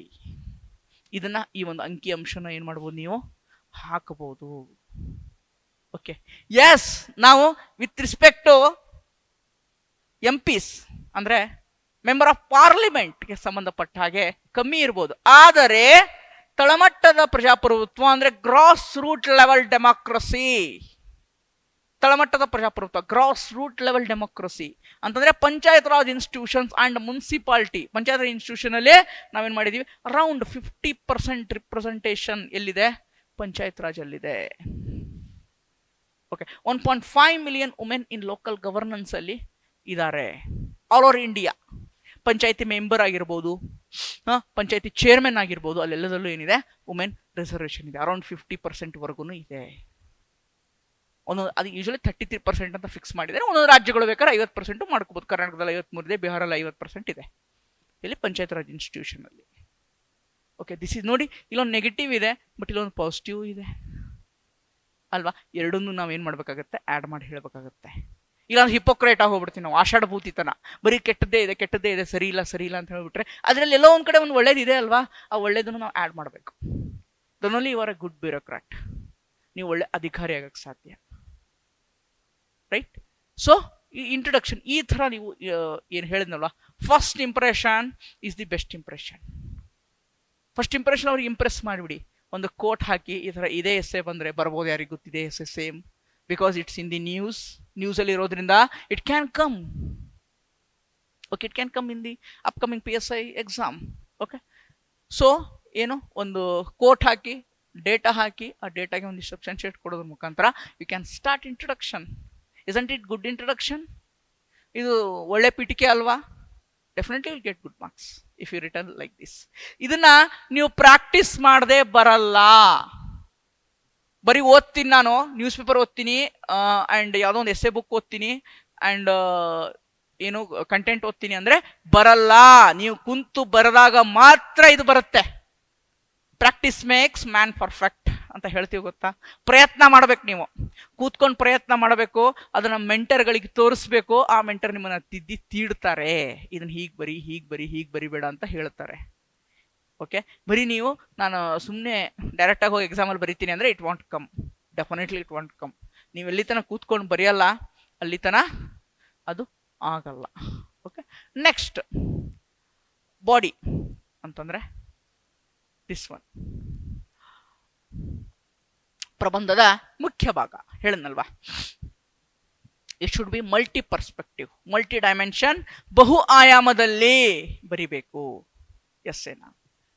ಈಗ ನಾವು ಪೊಲಿಟಿಕಲ್ ರಿಪ್ರೆಸೆಂಟೇಷನ್ ಅಂತ ಹೇಳಿದೆ, ಇಲ್ಲೇನು ಕೊಟ್ಟಿದ್ದೀನಿ, ನೆಸಸರಿ ಏನಿದೆ ಪೊಲಿಟಿಕಲ್ ರಿಪ್ರೆಸೆಂಟೇಷನ್ಗೆ, ಮಹಿಳೆಯರಿಗೆ ರಾಜಕೀಯ ಪ್ರಾತಿನಿಧ್ಯದ ಅಗತ್ಯ. ಯಾಕೆ ಮಹಿಳೆಯರಿಗೆ ರಾಜಕೀಯ ಪ್ರಾತಿನಿಧ್ಯದ ಅಗತ್ಯ ಇದೆ? ವೈ ಇಟ್ ಈಸ್ ನೀಡೆಡ್, ಯಾಕೆ ಬೇಕು ಅನ್ನೋದನ್ನ ಬರಿಬೇಕು ನೀವು. ಪ್ರಜಾಪ್ರಭುತ್ವ ಬಲಪಡಿಸ್ತದೆ ಅಂತ ಹೇಳ್ತಾ ಇದೆ ಹೇಳಿಕೆ, ಬಟ್ ಆ ಬಲಪಡಿಸುತ್ತೆ ಅಂದ್ರೆ ಹೇಗೆ ಬಲಪಡಿಸುತ್ತೆ, ಯಾಕೆ ಬೇಕು ವುಮೆನ್ ರಿಪ್ರೆಸೆಂಟೇಷನ್ ಪೊಲಿಟಿಕ್ಸ್ ಅಲ್ಲಿ, ರಾಜಕೀಯದಲ್ಲಿ ಮಹಿಳೆಯರು ಯಾಕೆ ಭಾಗವಹಿಸಬೇಕು ಅನ್ನೋದನ್ನ ನೀವು ಬರಿಬೇಕು. ಹೇಳಿದಲ್ಲ, ಮಲ್ಟಿ ಪರ್ಸ್ಪೆಕ್ಟಿವ್. ಈ ಒಂದು ಕ್ವಶನ್ ಅಲ್ಲಿ, ಈ ಒಂದು ಟಾಪಿಕ್ ಅಲ್ಲಿ ನಾವು ಹಿಸ್ಟಾರಿಕಲಿ ತಗೊಂಡ್ಬರ್ಬೋದು, ಐತಿಹಾಸಿಕ ಅಂಶಗಳನ್ನ ತಗೊಂಡ್ಬರ್ಬೋದಾ? ಎಸ್, ತಗೊಂಡ್ ಬರ್ಬೋದು. ಐತಿಹಾಸಿಕ ಆಯಾಮ ಅಂತಂದ್ರೆ ಮಾರ್ಜಿನೈಸ್ಡ್ ವುಮೆನ್ ಟು ಎಂಪವರ್ಮೆಂಟ್. ವುಮೆನ್ ಅನ್ನ ಮೂಲೆ ಗುಂಪು ಮಾಡ್ತಾ ಇದ್ರು, ಮೂಲೆ ಗುಂಪನ್ನ ಇಟ್ಕೊಂಡು ವುಮೆನ್ನ ಸಬಲೀಕರಣನಾಗಿ ಆಗಿರುವಂತಹ ಉದಾಹರಣೆಗಳು ಐತಿಹಾಸಿಕದಲ್ಲಿ ಇದಾವೆ. ಮೂಲೆ ಗುಂಪಾಗಿದ್ದಂತಹ ಮಹಿಳೆ ಸಬಲೀಕರಣ ಆಗಿದ್ದಾಳೆ. Marginalized women can empowered, will empowered. ಹೇಗೆ? ಎಕ್ಸಾಂಪಲ್, ಓಕೆ, ಪ್ರಾಚೀನ ಭಾರತದಲ್ಲಿ, ಆನ್ಷಿಯಂಟ್ ಇಂಡಿಯಾದಲ್ಲಿ ಯಾರಿದ್ದಾರೆ ಆ ಥರ? ಮೈತ್ರೇಯಿ, ಗಾರ್ಗಿ, ವಾಷ್ಣಕವಿ ಇದಾರಲ್ವಾ? This are all ancient women. Empower ಆಗಿದ್ದಂಥವ್ರು ಇವರು, ರೈಟ್? ನೆಕ್ಸ್ಟ್ ಮಿಡಿವಲ್ ಅಲ್ಲಿ ನೋಡಿ, ಪ್ಯಾಟ್ರಿಕಲ್ ಮಿಡಿವಲ್ ಅಂತಂದ್ರೆ ಪಿತೃಪ್ರಧಾನ ವ್ಯವಸ್ಥೆ. ಅಂದ್ರೆ ಗಂಡಸೆ ಎಲ್ಲ ಆಗಿರ್ಬೇಕು, ಗಂಡಸೆ ರೂಲ್ ಮಾಡ್ಬೇಕು, ಗಂಡಸೆ ಸೇನಾಧಿಪತಿ ಆಗ್ಬೇಕು, ಗಂಡಸೆ ಎಲ್ಲ ಆಗ್ಬೇಕು ಅನ್ನುವಂತ ಒಂದು ರಿಜಿಡ್ ಸೊಸೈಟಿ. ಅಷ್ಟು ಕಟ್ಟುನಿಟ್ಟಿನ ಸಮಾಜದಲ್ಲಿ ದಿಟ್ಟ ಮಹಿಳೆಯಾಗಿ ಬಂದಂಥವ್ರು ಯಾರು? ರಜಿಯಾ ಸುಲ್ತಾನ. ಇನ್ನು ದೆಹಲಿ ಸಲ್ತನೇಟ್, ದೆಹಲಿ ಸುಲ್ತಾನರಲ್ಲಿ ಅಂತ ದಿಟ್ಟ ಮಹಿಳೆಯಾಗಿ ಬಂದಂಥವ್ರು ಯಾರು? Razia Sultana. Should remember, right? ಅದೇ ತರ ಕೊಲೋನಿಯಲ್ ಪೀರಿಯಡ್ ಅಂತಂದ್ರೆ ಬ್ರಿಟಿಷರ ಒಂದು ವಸಾಹತುಶಾಹಿ ಸಂದರ್ಭದಲ್ಲಿ, ಕೊಲೋನಿಯಲ್ ಪೀರಿಯಡ್ ಅಲ್ಲಿ ಫ್ರೀಡಮ್ ಸ್ಟ್ರಗಲ್ ಮಾಡಿದ್ರು. ಸರೋಜಿನಿ ನಾಯ್ಡು, ಅರುಣಾ ಅಸಫ್ ಅಲಿ. ಅದೇ ರೀತಿ ನೀವು ನಮ್ಮ ಕರ್ನಾಟಕದವ್ರದ್ದು ಆ್ಯಡ್ ಮಾಡ್ಕೊಳ್ಳಿ, ರಾಣಿ ಚೆನ್ನಮ್ಮ, ಕಿತ್ತೂರು ರಾಣಿ ಚೆನ್ನಮ್ಮ ಆ್ಯಡ್ ಮಾಡ್ಕೊಳ್ಳಿ. ಸೊ ಬಳ್ಳಾರಿ ಸಿದ್ದಮ್ಮ ಆ್ಯಡ್ ಮಾಡ್ಕೊಳ್ಳಿ. ಫ್ರೀಡಮ್ ಸ್ಟ್ರಗಲ್ ಅಲ್ಲಿ ಇದ್ರವರು ಬಳ್ಳಾರಿ ಸಿದ್ದಮ್ಮ. ಬಳ್ಳಾರಿ ಸಿದ್ದಮ್ಮ ಈ ಪರ್ಸನ್ನೇ ಹೈ ಯೀಲ್ಡಿಂಗ್ ಟಾಪಿಕ್ ನನಗೆ. ಯಾಕಂದ್ರೆ ಇತ್ತೀಚಿನ 2-3 ಪರೀಕ್ಷೆಗಳಲ್ಲಿ KS KPSC ಕಂಡಕ್ಟ್ ಮಾಡಿದಂಥ ಪರೀಕ್ಷೆಗಳಲ್ಲಿ ಬಳ್ಳಾರಿ ಸಿದ್ದಮ್ಮ ಮೇಲೆ ಪ್ರಶ್ನೆಗಳು ಬಂದಿದ್ದಾವೆ ಸ್ನೇಹಿತರೆ. ಹೀಗಾಗಿ ಬಳ್ಳಾರಿ ಸಿದ್ದಮ್ಮ ನಂಗೆ ಹೈ ಯೀಲ್ಡಿಂಗ್ ಟಾಪಿಕ್. ಓಕೆ, ಸೊ ಅದೇ ತರ ಪೋಸ್ಟ್ ಇಂಡಿಪೆಂಡೆನ್ಸ್ ಹಿಸ್ಟಾರಿಕಲಿ ಏನ್ ಮಾಡಿದ್ರು? ಎಲ್ಲಾ ಮಹಿಳೆಯರು ಏನ್ ಮಾಡ್ಬೋದು? ಓಟನ್ನ ಹಾಕಬಹುದು. ಬ್ರಿಟಿಷರ ಕಾಲದಲ್ಲಿ ಎಲ್ಲರೂ ಓಟ್ ಹಾಕ್ಬೋದಾಗಿತ್ತ? ಯೂನಿವರ್ಸಲ್ ಅಡಲ್ಟ್ ಫ್ರಾಂಚೈಸ್ ಇತ್ತ? ಇಲ್ಲ. ಸಾರ್ವತ್ರಿಕ ಮತದಾನ ಹಕ್ಕು ಅಂತ ಕರಿತೀವಿ. ಎಲ್ಲರೂ ಮತದಾನ ಮಾಡುವಾಗಿತ್ತ ಬ್ರಿಟಿಷರ ಕಾಲದಲ್ಲಿ? ಇಲ್ಲ. ಓನ್ಲಿ ಎಲೈಟ್ ಸೆಕ್ಷನ್, ಆಮೇಲೆ ಟ್ಯಾಕ್ಸ್ ತುಂಬುವಂಥವ್ರು ಅಥವಾ ಅವ್ರು ಮೆನ್ಷನ್ ಮಾಡಿದಂಥ ಯಾವುದೋ ಒಂದು ಕ್ಯಾಸ್ಟ್ ರಿಲಿಜನ್ ಅಷ್ಟೇ ಏನ್ ಮಾಡ್ಬೋದಾಗಿತ್ತು? ಮತದಾನ ಮಾಡುವಾಗಿತ್ತು, ವೋಟಿಂಗ್ ಅನ್ನ ಮಾಡಬಹುದಾಗಿತ್ತು ಅಲ್ವಾ? ಸೊ ಅದನ್ನು ತೆಗೆದುಹಾಕಿ ಎಲ್ರಿಗೂ ನಾವು ಓಟ್ ಹಾಕುವಂತ ತಗೊಂಡ್ಬಂದ್ವಿ. ಅದೇ ರೀತಿ 73rd 74th constitutional amendment act 73 ಮತ್ತು 74ನೇ ತಿದ್ದುಪಡಿಯ ಮುಖಾಂತರ ಗ್ರಾಸ್ ರೂಟ್ ಲೆವೆಲ್ ನಮ್ಮ ಬೇರ್ ಏನಿದೆ, ಪ್ರಜಾಪ್ರಭುತ್ವದ ಬೇರ್ ಅಂತ ಹೇಳ್ತೀನಿ, ಪಂಚಾಯತ್ ರಾಜ್ ವ್ಯವಸ್ಥೆಯನ್ನ ಬಲಪಡಿಸಿದ್ವಿ. ಗ್ರಾಸ್ ರೂಟ್ ಲೆವೆಲ್ ಡೆಮೋಕ್ರಸಿನ ಎಂಪವರ್ ಮಾಡಿದ್ವಿ through 73rd and 74th amendment act. ಇದೇನು ಹೇಳುತ್ತೆ ನಮಗೆ? ಈ ಒಂದು ಹಿಸ್ಟಾರಿಕಲ್ ಪರ್ಸ್ಪೆಕ್ಟಿವ್ ಇಂದ ನಾವು ಏನನ್ನ ಕಲಿತೀವಿ, ಏನನ್ನ ಹೇಳ್ಬೋದು ಇದರಿಂದ? ಇಷ್ಟೆಲ್ಲ ಮಾಡಿದಾರಲ್ಲ ಹಿಸ್ಟಾರಿಕಲಿ, ಆನ್ಷಿಯಂಟ್, ಮಿಡಿವಲ್, ಮಾಡರ್ನ್, ಆಮೇಲೆ ರೀಸೆಂಟ್ 73rd 74th ಏನಾಗ್ತಾ ಇದೆ? ಇದೇನ್ ತೋರಿಸ್ತಾ ಇದೆ? Institutional support leads to meaningful participation. Okay, ಅಂದ್ರೆ ಮಹಿಳೆಯರಿಗೆ ಒಂದಿಷ್ಟು ಸಪೋರ್ಟ್ ಸಿಕ್ತು ಅಂದ್ರೆ ಥ್ರೂ ಇನ್ಸ್ಟಿಟ್ಯೂಷನ್ ಲೈಕ್ 74th ಮತ್ತೆ 74th ಅಮೆಂಡ್ಮೆಂಟ್ ಆಕ್ಟ್ ಮುಖಾಂತರ ಒಂದಿಷ್ಟು ಸಪೋರ್ಟ್ ಸಿಕ್ತು ಅಂತಂದ್ರೆ ಏನಾಗಿದೆ? ಅವಾಗ ರಿಯಲ್ ಆಗಿ ಭಾಗವಹಿಸಬಹುದು. ವುಮೆನ್ನು ಏನಾಗ್ಬೋದು? ಒಂದು ಪೊಲಿಟಿಕಲ್ ಇದರಲ್ಲಿ ಏನ್ ಮಾಡೋಕ್ಕಾಗತ್ತೆ? ಭಾಗವಹಿಸಕ್ಕೆ ಅವಕಾಶ ಸಿಗುತ್ತೆ ರಾಜಕೀಯದಲ್ಲಿ. ಈ ಒಂದು ಹಿಸ್ಟಾರಿಕಲ್ ಪರ್ಸ್ಪೆಕ್ಟಿವ್ ಇಂದ ನಾವೇನ್ ಮಾಡ್ಬೋದು? ಅದನ್ನ ತಿಳ್ಕೋಬಹುದು, right? So next dimension, second dimension, ಯಾಕೆ ಮಹಿಳೆಯರಿಗೆ ಅಗತ್ಯತೆ ಇದೆ? ರಾಜಕೀಯ, ಪೊಲಿಟಿಕಲ್ ಡೈಮೆನ್ಷನ್ ಅನ್ಕೊಡ್ಬೋದು ಇಲ್ಲಿ. ಏನು? If women participated in politics, then democracy will strengthen. ಪ್ರಜಾಪ್ರಭುತ್ವ ಏನಾಗುತ್ತೆ? ಇನ್ನಿಷ್ಟು ಡೆಪ್ತ್ ಆಗಿ ಏನಾಗುತ್ತೆ? ಸ್ಟ್ರಾಂಗ್ ಆಗುತ್ತೆ, ಸ್ಟ್ರೆಂತ್ ಆಗುತ್ತೆ. ಪ್ರಜಾಪ್ರಭುತ್ವ ಇನ್ನ ಬಲಪಡಿಸುತ್ತೆ. ಹೇಗೆ ಅಂತ ಕೇಳಬಹುದು. ಓಕೆ, ಮಹಿಳಾ ಪ್ರಾತಿನಿಧ್ಯವು ಪ್ರಜಾಸತ್ತಾತ್ಮಕ ಸೇರ್ಪಡೆಯನ್ನು ವಿವರಿಸುತ್ತದೆ. Okay, women representation broadens the democratic inclusion. ಪ್ರಜಾಪ್ರಭುತ್ವ ಅಂತಂದ್ರೆ ಯೂಶಲಿ ಹೇಳ್ತೀವಲ್ವಾ, ಜನತಾ ಜನಾರ್ದನ್ ಅಂತ ಹೇಳ್ತೀವಿ, ರೈಟ್? ಜನರಿಂದ, ಜನರಿಗಾಗಿ, ಜನರಿಗೋಸ್ಕರ ಇರುವಂತದ್ದೇ ಸರ್ಕಾರ. ಆ ಸರ್ಕಾರವನ್ನ ಯಾರು ರಚನೆಯನ್ನು ಮಾಡುವಂಥದ್ದು? ಅದೇ ಜನರು. ಆ ಜನರ ಪಾರ್ಟಿಸಿಪೇಷನ್ ಇಲ್ಲ ಅಂತಂದ್ರೆ ಆ ಪ್ರಜಾಪ್ರಭುತ್ವಕ್ಕೆ ಒಂದೇನಾದ್ರೂ ಅರ್ಥ ಇದೆಯಾ? ಇಲ್ಲ. ಅದಕ್ಕೊಂದು ಅರ್ಥ ಸಿಗಬೇಕು ಅಂತಂದ್ರೆ ಆ ಜನರಿಗೂ ಏನಾಗಬೇಕು? ರಿಪ್ರೆಸೆಂಟೇಷನ್ ಸಿಗಬೇಕು. ಜನರು ಅಂತಂದ್ರೆ ಯಾರು? ನಾರ್ಮಲ್ ಯಾರಾದ್ರೂ ಮಾಡಬಹುದು, ಎಲೆಕ್ಷನ್ ಯಾರಾದ್ರೂ ನಿಲ್ಬಹುದು. ಆದ್ರೆ ಪರ್ಟಿಕ್ಯುಲರ್ ವುಮೆನ್ಗೆ ರಾಜಕೀಯವಾಗಿ ಏನಾಗಬೇಕು? ಒಂದಿಷ್ಟು ಬಲ ಸಿಗಬೇಕು ಅಂತಂದ್ರೆ ಅವರು ರಾಜಕೀಯಕ್ಕೆ ಬರಬೇಕು. ಅವಾಗಲೇ ಏನಾಗುತ್ತೆ? ಎಲ್ಲರನ್ನು ಒಳಗೊಂಡ ಪ್ರಜಾಪ್ರಭುತ್ವ, ಡೆಮೊಕ್ರೆಟಿಕ್ ಇನ್ಕ್ಲೂಷನ್ ಅಂತ ನಾವೇನ್ ಮಾಡಬಹುದು, ಹೇಳ್ಬಹುದು. ಅದಕ್ಕೋಸ್ಕರ ಏನ್ ತಗೊಂಬಂದ್ರು, ಏನೋ ಗ್ರಾಸ್ ರೂಟ್ ಲೆವೆಲ್ ಅಲ್ಲಿ ವುಮೆನ್ ಲೀಡರ್ಸ್ ಬರಬೇಕು. ಅದಕ್ಕೆ ನೋಡಿ ಎಕ್ಸಾಂಪಲ್, ಈಗ ನೋಡಿ ಇದನ್ನು ಕೊಟ್ಟೆ ನಾನೀಗ, ಡೆಮೊಕ್ರೆಟಿಕ್ ಇನ್ಕ್ಲೂಷನ್ ಆಗುತ್ತೆ ಅಂತ ಹೇಳ್ಬಿಟ್ಟೆ. ಹೇಗಾಗತ್ತೆ, ಹೇಗ್ ಆಗಿದೆ, ಅದಕ್ಕೆ ಎಕ್ಸಾಂಪಲ್ಸ್, ಉದಾಹರಣೆಗಳನ್ನ ನೀವು ಕೊಡಬೇಕು. ಹಾಕೊಟ್ರೆ ಮಾತ್ರ you can get good marks, otherwise no marks. Minimum marks ಬರುತ್ತೆ 20, 22. ನೀವು 40 ತಗೋಬೇಕಂದ್ರೆ ಈ ಥರದ ಕೇಸ್ ಸ್ಟಡಿ ಅಥವಾ ಉದಾಹರಣೆಗಳನ್ನ ಏನ್ ಮಾಡ್ಬೇಕಾಗತ್ತೆ, ನೀವು ಕೊಡಬೇಕಾಗತ್ತೆ. ನೋಡಿ ಆಕ್ಚುಲಿ ವುಮೆನ್ಗೆ 33% ಅಂತ ಅಷ್ಟೇ ಇರೋದು. ಬಟ್ ಬಿಹಾರ್, ಕರ್ನಾಟಕ, ರಾಜಸ್ಥಾನ್ ಅಂತ ರಾಜ್ಯಗಳಲ್ಲಿ ವುಮೆನ್ಗೆ ಎಷ್ಟಿದೆ, 50% ರಿಸರ್ವೇಷನ್ ಇದೆ. ಇನ್ನು ಪಂಚಾಯತ್ ರಾಜ್ ಎಲೆಕ್ಷನ್ಸ್, ಪಂಚಾಯತ್ ರಾಜಲ್ಲಿ 50% ಇದೆ ಅಲ್ವಾ. ಅದರಿಂದ ಹೆಚ್ಚಿನ ಮಹಿಳೆಯರು ರಾಜಕೀಯದಲ್ಲಿ ಭಾಗವಹಿಸಬಹುದಾ? Correct, right? ಭಾಗವಹಿಸಿದ್ರೆ ಅವ್ರನ್ನ ಏನಾಗುತ್ತೆ, ಇನ್ನಿಷ್ಟು ಸ್ಟ್ರೆಂತ್ ಆಗುತ್ತೆ ನಮ್ಮ ಡೆಮೋಕ್ರಸಿ. ಸೊ ಒಂದು ಪೊಲಿಟಿಕಲ್ ರಿಪ್ರೆಸೆಂಟೇಷನ್ ಆಯಿತು, ಪೊಲಿಟಿಕಲ್ ಡೈಮೆನ್ಷನ್. ನೆಕ್ಸ್ಟ್ ಗವರ್ನೆನ್ಸ್, ಆಡಳಿತಾತ್ಮಕವಾಗಿ ಮಹಿಳೆಯರು ಯಾಕೆ ಮುಖ್ಯ ರಾಜಕೀಯದಲ್ಲಿ ಅಂತ. ಯಾಕೆ ಮುಖ್ಯ ಆಡಳಿತಾತ್ಮಕವಾಗಿ? ಬೇಕು ಮಹಿಳೆಯರು ಆಡಳಿತಾತ್ಮಕವಾಗಿ, ದೇ ಆರ್ ನೆಸಸರಿ. ಅಗತ್ಯತೆ ಇದೆ ಆಡಳಿತದಲ್ಲಿ ಮಹಿಳೆಯರದು. ಯಾಕೆ ಅನ್ನೋದು, ಮಹಿಳಾ ನಾಯಕರು ಸಾಮಾನ್ಯವಾಗಿ ಮಾನವ ಅಭಿವೃದ್ಧಿ ವಿಷಯಗಳಿಗೆ ಆದ್ಯತೆ ನೀಡುತ್ತಾರೆ. Women leaders often prioritise human development issues. ಇದನ್ನ ನಾನು ಬರಿತೀನಿ. ಬಟ್ ಬರೀ ಅದು ಒಂದೇ ಬರೆದ್ರೆ ಮಾರ್ಕ್ಸ್ ಸಿಗುತ್ತಾ? ಸಿಗಲ್ಲ. ಅದಕ್ಕೇನು ಮಾಡಬೇಕು, ಸಬ್ಸ್ಟ್ಯಾನ್ಶಿಯೇಟ್, ನೀವು ಸಮರ್ಥಿಸ್ಕೊಳ್ಬೇಕು. ಈ ಥರ ಉದಾಹರಣೆಗಳನ್ನು ಕೊಟ್ಟು ನೀವೇನು ಮಾಡಬೇಕಾಗತ್ತೆ, ಆ ಒಂದು ಹೇಳಿಕೆಯನ್ನು, ಆ ಒಂದು ಡೈಮೆನ್ಷನನ್ನು ಸಮರ್ಥಿಸ್ಕೊಳ್ಬೇಕಾಗತ್ತೆ.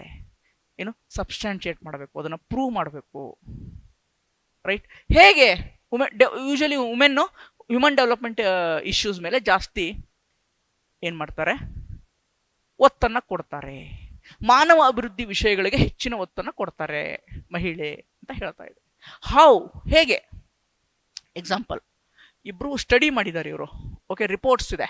ಎಸ್ಟೆಡೋ ಡುಫ್ಲೋ ಅಂಡ್ ರಾಘವೇಂದ್ರ ಚಟ್ಟೋಪಾಧ್ಯಾಯ ಅನ್ನುವಂಥವ್ರು ಒಂದು ಸ್ಟಡಿ ಮಾಡಿದ್ದಾರೆ. ಆ ರಿಪೋರ್ಟ್ ಹೇಳುತ್ತೆ ಏನ್ ಮಾಡ್ತಾರೆ, ವುಮೆನ್ನು ಪಂಚಾಯತ್ ಅಲ್ಲಿ ಎಲ್ಲೆಲ್ಲಿ ಮೆಂಬರ್ ಆಗಿರ್ತಾರೆ, ಆಮೇಲೆ ಎಲ್ಲೆಲ್ಲಿ ಪಂಚಾಯತ್ ಚೇರ್ಮನ್ಗಳಾಗಿರ್ತಾರಲ್ವಾ, ಅವರು ಜಾಸ್ತಿ ಫೋಕಸ್ ಮಾಡೋದಿಲ್ಲಿ drinking water, education, health infrastructure ಅಂತ ರಿಪೋರ್ಟ್ ಹೇಳುತ್ತೆ. ನಾನು ಹೇಳ್ತಾ ಇಲ್ಲ, ಅಥವಾ ಗೂಗಲ್ ಹೇಳ್ತಾ ಇಲ್ಲ, ಅದು ಹೇಳ್ತಾ ಇದೆ, ಆ ರಿಪೋರ್ಟ್ ಹೇಳ್ತಾ ಇದೆ. ಈ ತರ ನೋಡಿ, ಯಾರೋ ಒಬ್ರು ಹಿಂಗೆ ರಿಪೋರ್ಟ್ ಕೊಟ್ಟಿದ್ದಾರೆ ಅಂತ ನೀವು ಎಕ್ಸಾಕ್ಟ್ ಆಗಿ ಈ ತರ ಹೆಸರು ಹೇಳಿ ಬರೆದ್ರೆ definitely will get good marks. ಯಾರು ತಪ್ಸಕ್ಕಾಗಲ್ಲ ನೀವು ಮಾರ್ಕ್ಸ್ ತೆಗೆಯೋದ್ರಲ್ಲಿ. Definitely good marks. ಅವ್ರಿಗೆ ಅನ್ಸುತ್ತೆ ಎಲ್ಲಿ ಕಟ್ ಮಾಡ್ಲಪ್ಪ ನಾವು ನಿಮ್ಗೆ ಮಾರ್ಕ್ಸು ಅಂತ. ಯೂಶಲಿ ಎವ್ಯಾಲ್ಯೂಟರ್ಸ್ ಏನು ಮಾಡ್ತಾರೆ ಅಂದರೆ ಕಟ್ ಮಾಡೋಕೆ ನೋಡ್ತಾ ಇರ್ತಾರೆ. ಏನೋ ನೀವು ಒಂದು ಪಾಯಿಂಟ್ ಚೆನ್ನಾಗಿ ಬರ್ದಿಲ್ಲ ಅಂದರೆ ಕಟ್ ಮಾಡಿಬಿಡ್ತಾರೆ. ಇದು ಇವ್ಯಾಲ್ಯೂಟರ್ದ ಒಂದು ಹಾಬಿ. ಓಕೆ, ಕಟ್ ಮಾಡಿಬಿಡ್ತಾರೆ ಮಾರ್ಕ್ಸ್ನ. ನೀವು ಕಟ್ ಮಾಡೋಕ್ಕೆ ಅವಕಾಶ ಕೊಡಬಾರ್ದು. ಆ ರೀತಿಯಾಗಿ ಬರೆದ್ರೆ definitely will get 40+, definitely. Okay, so ಅವಾಗೇನು ವುಮೆನ್ ಏನು ಮಾಡ್ತಾರೆ, ಯೂಶ್ವಲಿ ಗವರ್ನೆನ್ಸ್ ಅಲ್ಲಿ ಅಂತ ಬಂದಾಗ ಡ್ರಿಂಕಿಂಗ್ ವಾಟರ್, ಕುಡಿಯುವ ನೀರು, ಎಜುಕೇಶನ್, ಶಿಕ್ಷಣಕ್ಕೆ, ಹೆಲ್ತ್ ಇನ್ಫ್ರಾಸ್ಟ್ರಕ್ಚರ್ಗೆ ಹೆಚ್ಚಿನ ಆದ್ಯತೆಯನ್ನು ಕೊಡ್ತಾರೆ ಅಂತ ಹೇಳ್ತಾ ಇದ್ದಾರೆ. ಅದು ಎಲ್ಲಿ? ವೆಸ್ಟ್ ಬೆಂಗಾಲ್ ಮತ್ತೆ ರಾಜಸ್ಥಾನ್ ಅಂತ ಊರುಗಳಲ್ಲಿ. Public goods like road, water, schools. Okay, ಪಶ್ಚಿಮ ಬಂಗಾಳ ಮತ್ತು ರಾಜಸ್ಥಾನ್ ಪಂಚಾಯತ್ಗಳಲ್ಲಿ ಮಹಿಳಾ ನಾಯಕರು ಯಾರು ಪಂಚಾಯತಿ ಮೆಂಬರ್ ಆಗಿದ್ದಾರೆ ಅಥವಾ ಪಂಚಾಯತಿ ಚೇರ್ಮನ್ಗಳಾಗಿದ್ದಾರಲ್ಲ, ರಸ್ತೆಯನ್ನು ಮಾಡೋಕ್ಕೆ, ನೀರು, ಶಾಲೆ ಮತ್ತು ಸಾರ್ವಜನಿಕ ಸರಕು, ಓಕೆ, ಅದ್ರ ಮೇಲೆ ಏನು ಮಾಡ್ತಾ ಇದ್ದಾರೆ, ಜಾಸ್ತಿ ಇನ್ವೆಸ್ಟನ್ನು ಮಾಡೋಕ್ಕೆ ಅವರು ಕೆಲಸವನ್ನು, ಆ ಒಂದು ನಿಟ್ಟಿನಲ್ಲಿ ಕೆಲಸವನ್ನು ಮಾಡ್ತಾ ಇದ್ದಾರೆ ಅಂತ ಹೇಳಿ ರಿಪೋರ್ಟ್ ಹೇಳುತ್ತೆ ಅಲ್ವಾ.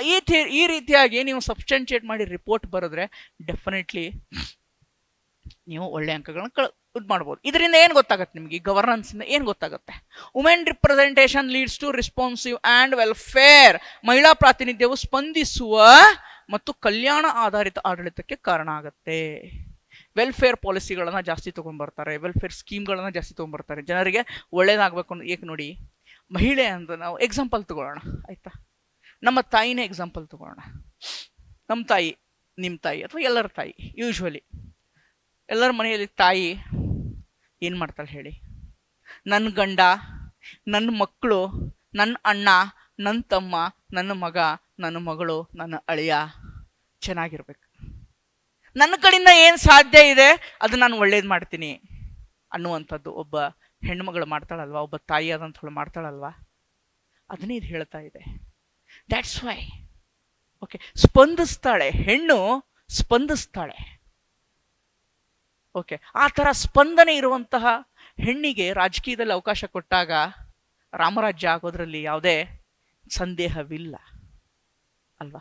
ಈ ರೀತಿಯಾಗಿ ನೀವು ಬರೆದ್ರೆ ರಾಮರಾಜ್ಯ ಅಂತ ವರ್ಡ್ ಕೊಟ್ಟನಲ್ವಾ, ಈ ಥರ ಬರೀರಿ, definitely will get good marks.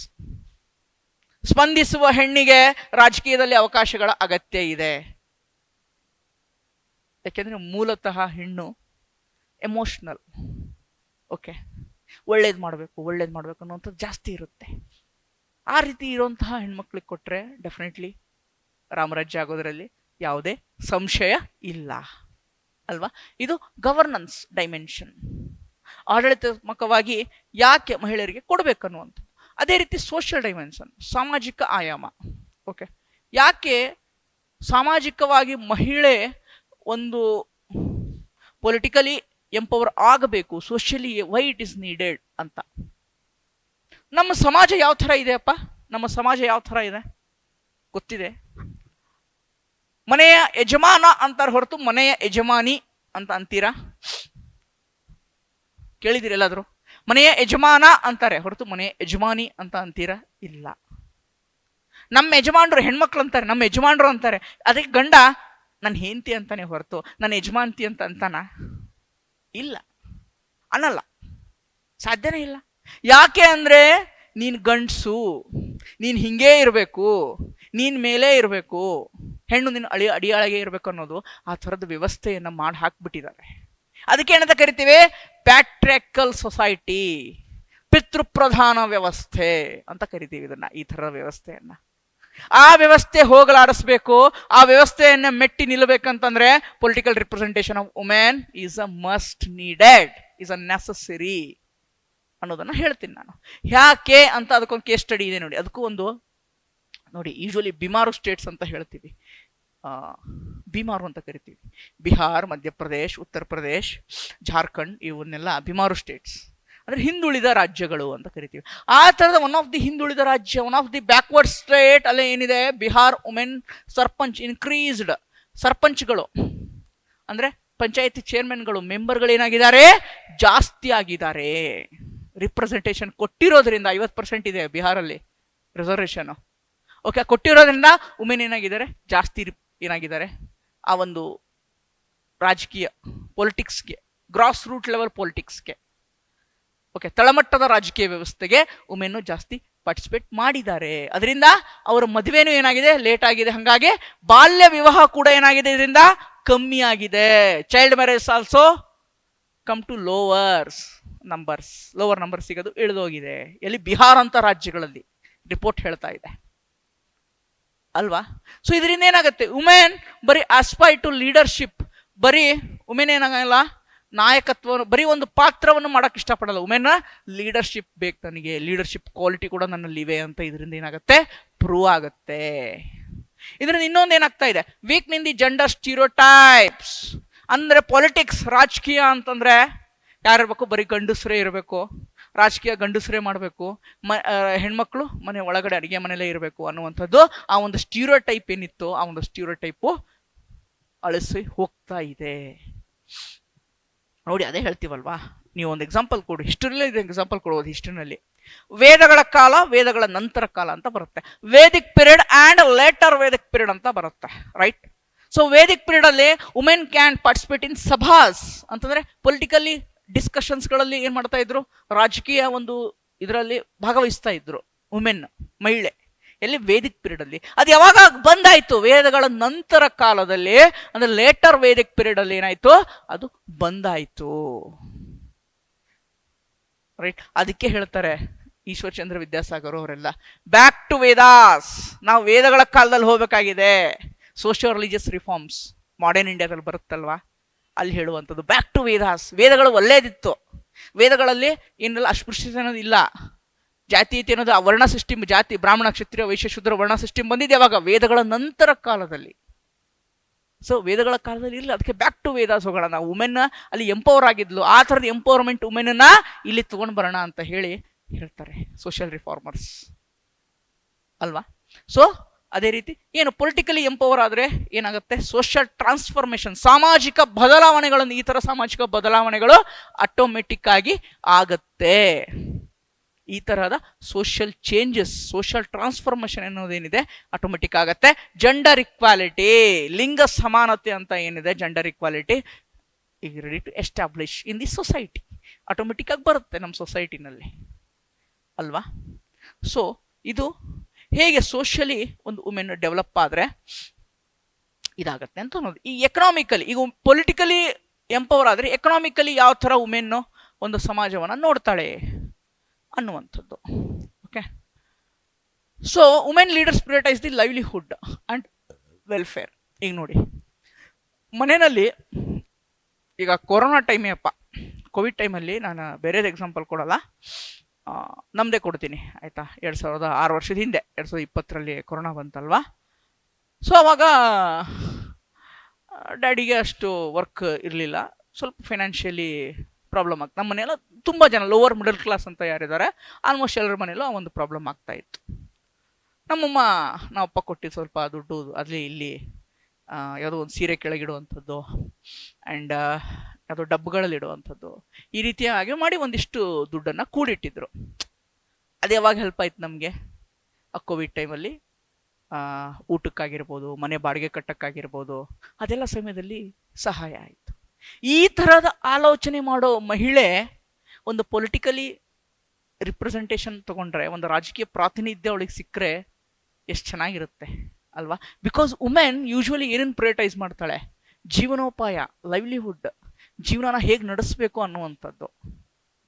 ಅದೇ ರೀತಿ ಪ್ಲಾನಿಂಗ್, ಕಲ್ಯಾಣ ಯೋಜನೆಗಳನ್ನು, ವೆಲ್ಫೇರ್ ಸ್ಕೀಮ್ಸ್, ಆ ಯೋಜನೆಗಳನ್ನು ನಡೆಸೋದು ಗೊತ್ತಿದ್ರೆ, ವೆಲ್ಫೇರ್ ಸ್ಕೀಮ್ಸ್ ಈ ಥರ ಇದೆ ಅಂತಂದರೆ ಆಬ್ವಿಯಸ್ಲಿ ಅದನ್ನು ಇಂಪ್ಲಿಮೆಂಟ್ ಮಾಡೋಕ್ಕೆ ಮಹಿಳೆ ಮುಂದೆ ಬರ್ತಾಳೆ ಅಲ್ವಾ. ಅದಕ್ಕೆ examples effective implementation of MNREGA, ಯಾಕಂದರೆ ಹೈಯರ್ ಪಾರ್ಟಿಸಿಪೇಷನ್ ಆಫ್ ವುಮೆನ್ ಇದೆ. ಮನ್ರೇಗಾದಲ್ಲೂ ವುಮೆನ್ಗೆ 33% ರಿಸರ್ವೇಷನ್ ಇದೆ, ನೆನ್ಪಿಟ್ಕೊಳ್ಳಿ. ಸೆಲ್ಫ್ ಹೆಲ್ಪ್ ಗ್ರೂಪ್ಸ್, ಇಲ್ಲಿಂದನೇ ಸ್ಟಾರ್ಟ್ ಆಗುತ್ತೆ ವುಮೆನ್ದು ಪೊಲಿಟಿಕ್ಸ್ ಯೂಶ್ವಲಿ ಅಂತಂದರೆ. ಒಂದು ಸಂಸ್ಥೆಗಳನ್ನು ಮಾಡೋದ್ರ ಮುಖಾಂತರ ಎಕನಾಮಿಕಲಿ ಹೇಗೆ ಒಂದು ಮಹಿಳೆಯರನ್ನ ಸಬಲೀಕರಣವಾಗಿ ಮಾಡ್ಬೋದು, ಎಕನಾಮಿಕಲಿ ಹೇಗೆ ಎಂಪವರ್ ಮಾಡ್ಬೋದು, ಆರ್ಥಿಕವಾಗಿ ಹೇಗೆ ಮಹಿಳೆಯರನ್ನ ಮುಂದೆ ತರಬಹುದು ಅನ್ನೋದನ್ನ ಈ ಸೆಲ್ಫ್ ಹೆಲ್ಪ್ ಗ್ರೂಪ್ಸ್, ಸಂಘಗಳು, ಸ್ವಸಹಾಯ ಸಂಘಗಳೇನಿದಾವೆ ಅವು ಸಹಾಯ ಮಾಡುತ್ತವೆ. ಓಕೆ, ಅದೇ ಥರ ಸ್ಯಾನಿಟೇಷನ್ ಪ್ರೋಗ್ರಾಮ್ಸ್, ನ್ಯೂಟ್ರಿಷನ್ ಮತ್ತು ಸ್ಯಾನಿಟೇಷನ್ ಪ್ರೋಗ್ರಾಮ್ಸು ಮೆನ್ನಿಗೆ ಜಾಸ್ತಿ ಗೊತ್ತಿರುತ್ತೆ, ವುಮೆನಿಗೆ ಜಾಸ್ತಿ ಗೊತ್ತೆ, ಗಂಡಸರಿಗೆ ಜಾಸ್ತಿ ಗೊತ್ತಿರುತ್ತೆ, ಹೆಣ್ಮಕ್ಳಿಗೆ ಜಾಸ್ತಿ ಗೊತ್ತಿರುತ್ತೆ.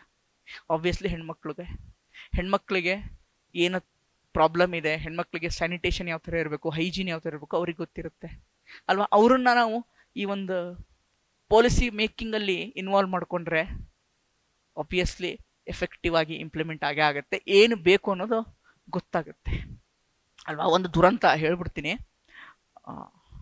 I don't know year exactly, last ಯಾವಾಗ ರೀಸೆಂಟ್ ಅಂದರೆ BJP ಗೌರ್ಮೆಂಟ್ ಟೈಮಲ್ಲಿ ಅನ್ಕೋತೀನಿ, ಈ ಗೌರ್ಮೆಂಟ್ ಅಲ್ಲ ಹಿಂದಿನ ಗೌರ್ಮೆಂಟ್ ಎಲ್ಲೋ, ಯಾವುದೋ ಒಂದು ಫಾರ್ ಸಮ್ ಟೈಮ್ ಆಫ್ ಪೀರಿಯಡ್ಗೆ ಮಹಿಳಾ ಮತ್ತು ಅಭಿವೃದ್ಧಿ ಅಂದರೆ ವುಮೆನ್ ಮತ್ತು ಮಕ್ಕಳ ಮತ್ತು ಮಹಿಳಾ ಅಭಿವೃದ್ಧಿ ಮಿನಿಸ್ಟರ್, ಮಂತ್ರಿ, ಅವಾಗ ಒಂದು ಟೈಮಲ್ಲಿ ಮಹಿಳೆ ಇರಲಿಲ್ಲ ಅದ್ರ ಮುಖ್ಯಮಂತ್ರಿ, ಮೆನ್ನಿದ್ರು, ಗಂಡಸಾಗಿದ್ದ ಅದ್ರ ಮುಖ್ಯಮಂತ್ರಿ. ನೆನ್ಪಿಟ್ಕೊಳ್ಳಿ ಹೇಗಾಗತ್ತೆ ಸ್ನೇಹಿತರೆ. ಆ ಒಂದು ಸೂಕ್ಷ್ಮ ಸಂವೇದನೆಗಳು ಮಹಿಳೆಯರಿಗೆ ಏನು ಬೇಕು ಏನು ಬೇಡ ಅನ್ನೋದು ಒಂದು ಮಹಿಳೆ ಗೊತ್ತಾಗತ್ತಾ, ಪುರುಷರಿಗೆ ಗೊತ್ತಾಗತ್ತಾ?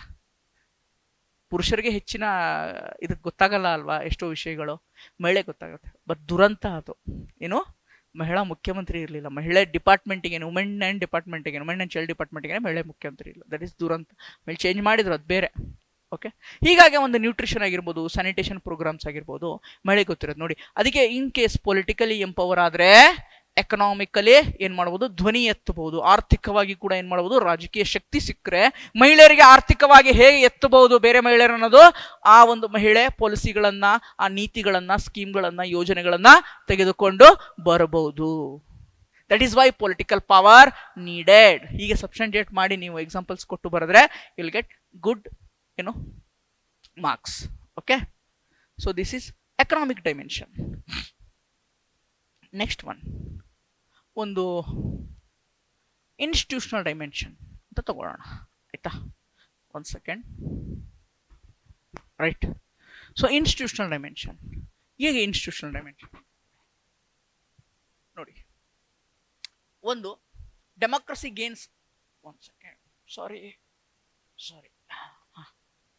Democracy gains legitimacy when reflects diversity of population ಅಂತ ಹೇಳ್ತೀವಿ. ಏನದು, ಜನಸಂಖ್ಯೆಯನ್ನು ವೈವಿಧ್ಯತೆಯನ್ನು ಪ್ರತಿಬಿಂಬಿಸುವಾಗ ಪ್ರಜಾಪ್ರಭುತ್ವವು ನ್ಯಾಯಸಮ್ಮತೆಯನ್ನು ಏನು ಪಡೆಯುತ್ತದೆ. ಅಂದ್ರೆ ಒಂದು ಡೆಮೋಕ್ರಸಿ ಅಂದ್ರೆ ಎಲ್ಲರೂ ಇರಬೇಕು ಆ ಡೆಮೋಕ್ರಸಿ ಪ್ರಜಾಪ್ರಭುತ್ವದಲ್ಲಿ. ಬರೀ ಗಂಡಸು ಓಕೆ, ಅದರಲ್ಲೂ ಕೂಡ ಬರೀ ಒಂದೇ ಥರದವರು ಅಲ್ಲ. ಅದಕ್ಕಂತಾನೆ ಏನ್ ಮಾಡಿದೀವಿ, ಡೈವರ್ಸಿಟಿ ಆಗಿರ್ಬೇಕು ಅನ್ನೋ ಕಾರಣಕ್ಕೆ SC ST ರಿಸರ್ವೇಶನ್ ಇದೆ ಅಲ್ವಾ. MLA ಮತ್ತೆ ಇದು MP ಎಲೆಕ್ಷನ್ಗಳಲ್ಲಿ, ಲೋಕಸಭೆ ಮತ್ತು ವಿಧಾನಸಭೆ ಎಲೆಕ್ಷನ್ಗಳಲ್ಲಿ ಏನಿದೆ, ರಿಸರ್ವೇಶನ್ ಇದೆ, ರೈಟ್. ಒಂದು ರಿಸರ್ವೇಶನ್ ಇದೆ ಅಲ್ವಾ. ಸೊ ಅದಕ್ಕೋಸ್ಕರ ಏನು ಇದ್ರದ್ದು ಅಗತ್ಯತೆ ಏನಿದೆ ತುಂಬಾ ಇದೆ. ಇನ್ಸ್ಟಿಟ್ಯೂಷನಲಿ ಏನ್ ಮಾಡ್ಬೇಕಾಗತ್ತೆ, ನಾವು ಡೈವರ್ಸಿಫೈನ ತಗೊಂಡ್ಬರ್ಬೇಕು. ಆ ಡೈವರ್ಸಿಫೈನಲ್ಲಿ ವುಮೆನ್ ಅನ್ನು ಕೂಡ ಏನ್ ಮಾಡ್ಬೇಕಾಗತ್ತೆ, ನಾವು ಆಡ್ ಮಾಡ್ಬೇಕಾಗತ್ತೆ. ಆ ರೀತಿಯಾಗಿ ಆಡ್ ಮಾಡಿದ್ರೆ ಏನಾಗತ್ತೆ, ಇಟ್ ವಿಲ್ ಬಿ ಗುಡ್ ಅಂತ ನೋಡಿ. ಅದಕ್ಕೆ ನಾವು ವುಮೆನ್ ಪಾರ್ಲಿಮೆಂಟರಿ ರಿಪ್ರೆಸೆಂಟೇಷನ್ 143ನೇ ರ್ಯಾಂಕ್ ಇದೀವಿ ನಾವು. 143ನೇ ರ್ಯಾಂಕ್ ಅಂತಂದ್ರೆ MP ಗಳು ಪಾರ್ಲಿಮೆಂಟರಿ ರಿಪ್ರೆಸೆಂಟೇಷನ್ ಅಂತಂದ್ರೆ MP ಗಳ ರಿಪ್ರೆಸೆಂಟೇಷನ್ ಅಲ್ಲಿ ಗ್ಲೋಬಲಿ ನಾವು ಕಂಪೇರ್ ಮಾಡಿದ್ರೆ 14%, ನಮ್ದು ಇರೋದು 14%, ಗ್ಲೋಬಲಿ ಎಷ್ಟಿದೆ 24% ಇರಬೇಕು. ನಾವು 10% ಕಮ್ಮಿ ಇದೀವಿ ಅಂತಂದ್ರೆ ಅದರಿಂದ ನಮ್ಮ ರ್ಯಾಂಕ್ ಎಷ್ಟಾಗಿದೆ, ಬರೀ 143. ಎಷ್ಟು ಕೆಳಗಿದೀವಿ ನೋಡಿ ನಾವು ಸ್ನೇಹಿತರೆ ಅಲ್ವಾ, ಅಷ್ಟು ಕೆಳಗಿದೀವಿ ನಾವು. ಆ ರೀತಿಯಾಗಿ ಆಗಬಾರ್ದು ಅಂತಂದ್ರೆ ಏನ್ ಮಾಡ್ಬೇಕು, ಇತ್ತೀಚೆಗೆ ವುಮೆನ್ ರಿಸರ್ವೇಶನ್ ಬಿಲ್ ಅಂದ್ರೆ women reservation act, Nari Shakti ವಂದನ ಅಧಿನಿಯಮ 106ನೇ ತಿದ್ದುಪಡಿಯ ಮುಖಾಂತರ 33% reservation in parliament and state assembly elections. Okay, ರಾಜ್ಯ ವಿಧಾನಸಭೆ ಮತ್ತು ಲೋಕಸಭೆಯ ಒಂದು ಏನು ಎಲೆಕ್ಷನ್ಗಳಲ್ಲಿ ಏನ್ ಮಾಡಿದೀವಿ, ಚುನಾವಣೆಗಳಲ್ಲಿ ಮಹಿಳೆಯರಿಗೆ 33% ರಿಸರ್ವೇಶನ್ ಅನ್ನ ತೆಗೆದುಕೊಂಡು ಬಂದಿದ್ದೀವಿ. ಈಗ ಮೊನ್ನೆ ಏನಾಯ್ತು, ಅದು ರಿಸರ್ವೇಶನ್ ಬೇರೆ, ಇದು 2023 ಇನ್ನೂ ಇದೆ. ಮೊನ್ನೆ ಏನು ವುಮೆನ್ ರಿಸರ್ವೇಶನ್ ಬಿಲ್ಲು ಅಂತ ಹೇಳ್ತಿದಾರಲ್ಲ, ಅದು ಬರೀ ವುಮೆನ್ ರಿಸರ್ವೇಶನ್ ಬಿಲ್ ಅಲ್ಲ, along with the delimitation commission bill. ಅದನ್ನ ಏನ್ ಮಾಡಿದ್ದಾರೆ, ಅದು ಬಿದ್ದು ಹೋಯ್ತು ಲೋಕಸಭೆನಲ್ಲಿ. ಬಟ್ ಒರಿಜಿನಲಿ 33% ರಿಸರ್ವೇಶನ್ ಏನಿದೆ ವುಮೆನ್ಗೆ ಇನ್ನೂ ಇದೆ. ಬಟ್ ಇದು ಇಂಪ್ಲಿಮೆಂಟ್ ಈಗ ಬೇಗನೆ ಮಾಡ್ಬಿಡ್ಬೇಕು ಅನ್ನೋ ಕಾರಣಕ್ಕೆ ತಗೊಂಡ್ ಬಂದ್ರು, ಬಟ್ ಅದು ಬಿದ್ದು ಹೋಯ್ತು. ಬಟ್ ಇದು ಯಾವಾಗ ಬರುತ್ತೆ, ಈ ಡಿಲಿಮಿಟೇಷನ್ ಕಮಿಷನ್ ಫಾರ್ಮ್ ಆಗುತ್ತೆ. ಸೆನ್ಸಸ್ ನಡೀತಾ ಇದೆ, ಸ್ಟಾರ್ಟ್ ಆಗಿದೆ. ಸೆನ್ಸಸ್ ಮುಗಿದ್ಮೇಲೆ ಡಿಲಿಮಿಟೇಷನ್ ಕಮಿಷನ್ ಫಾರ್ಮ್ ಆಗುತ್ತೆ. ಅದಾದ್ಮೇಲೆ ವುಮೆನ್ ಏನಾಗುತ್ತೆ, ವುಮೆನ್ ರಿಸರ್ವೇಶನ್ ಆಕ್ಟ್ ಏನಿದೆ, ನಾರಿ ಶಕ್ತಿ ವಂದನ ನಿಯಮ ಏನಿದೆ, ಅದು ಏನಾಗುತ್ತೆ, ನಾರಿ ಶಕ್ತಿ ವಂದನ ಅಧಿನಿಯಮ ಏನಾಗಿದೆ ಅದು ಇಂಪ್ಲಿಮೆಂಟ್ ಆಗುತ್ತೆ. ಗೊತ್ತಾಯ್ತಾ.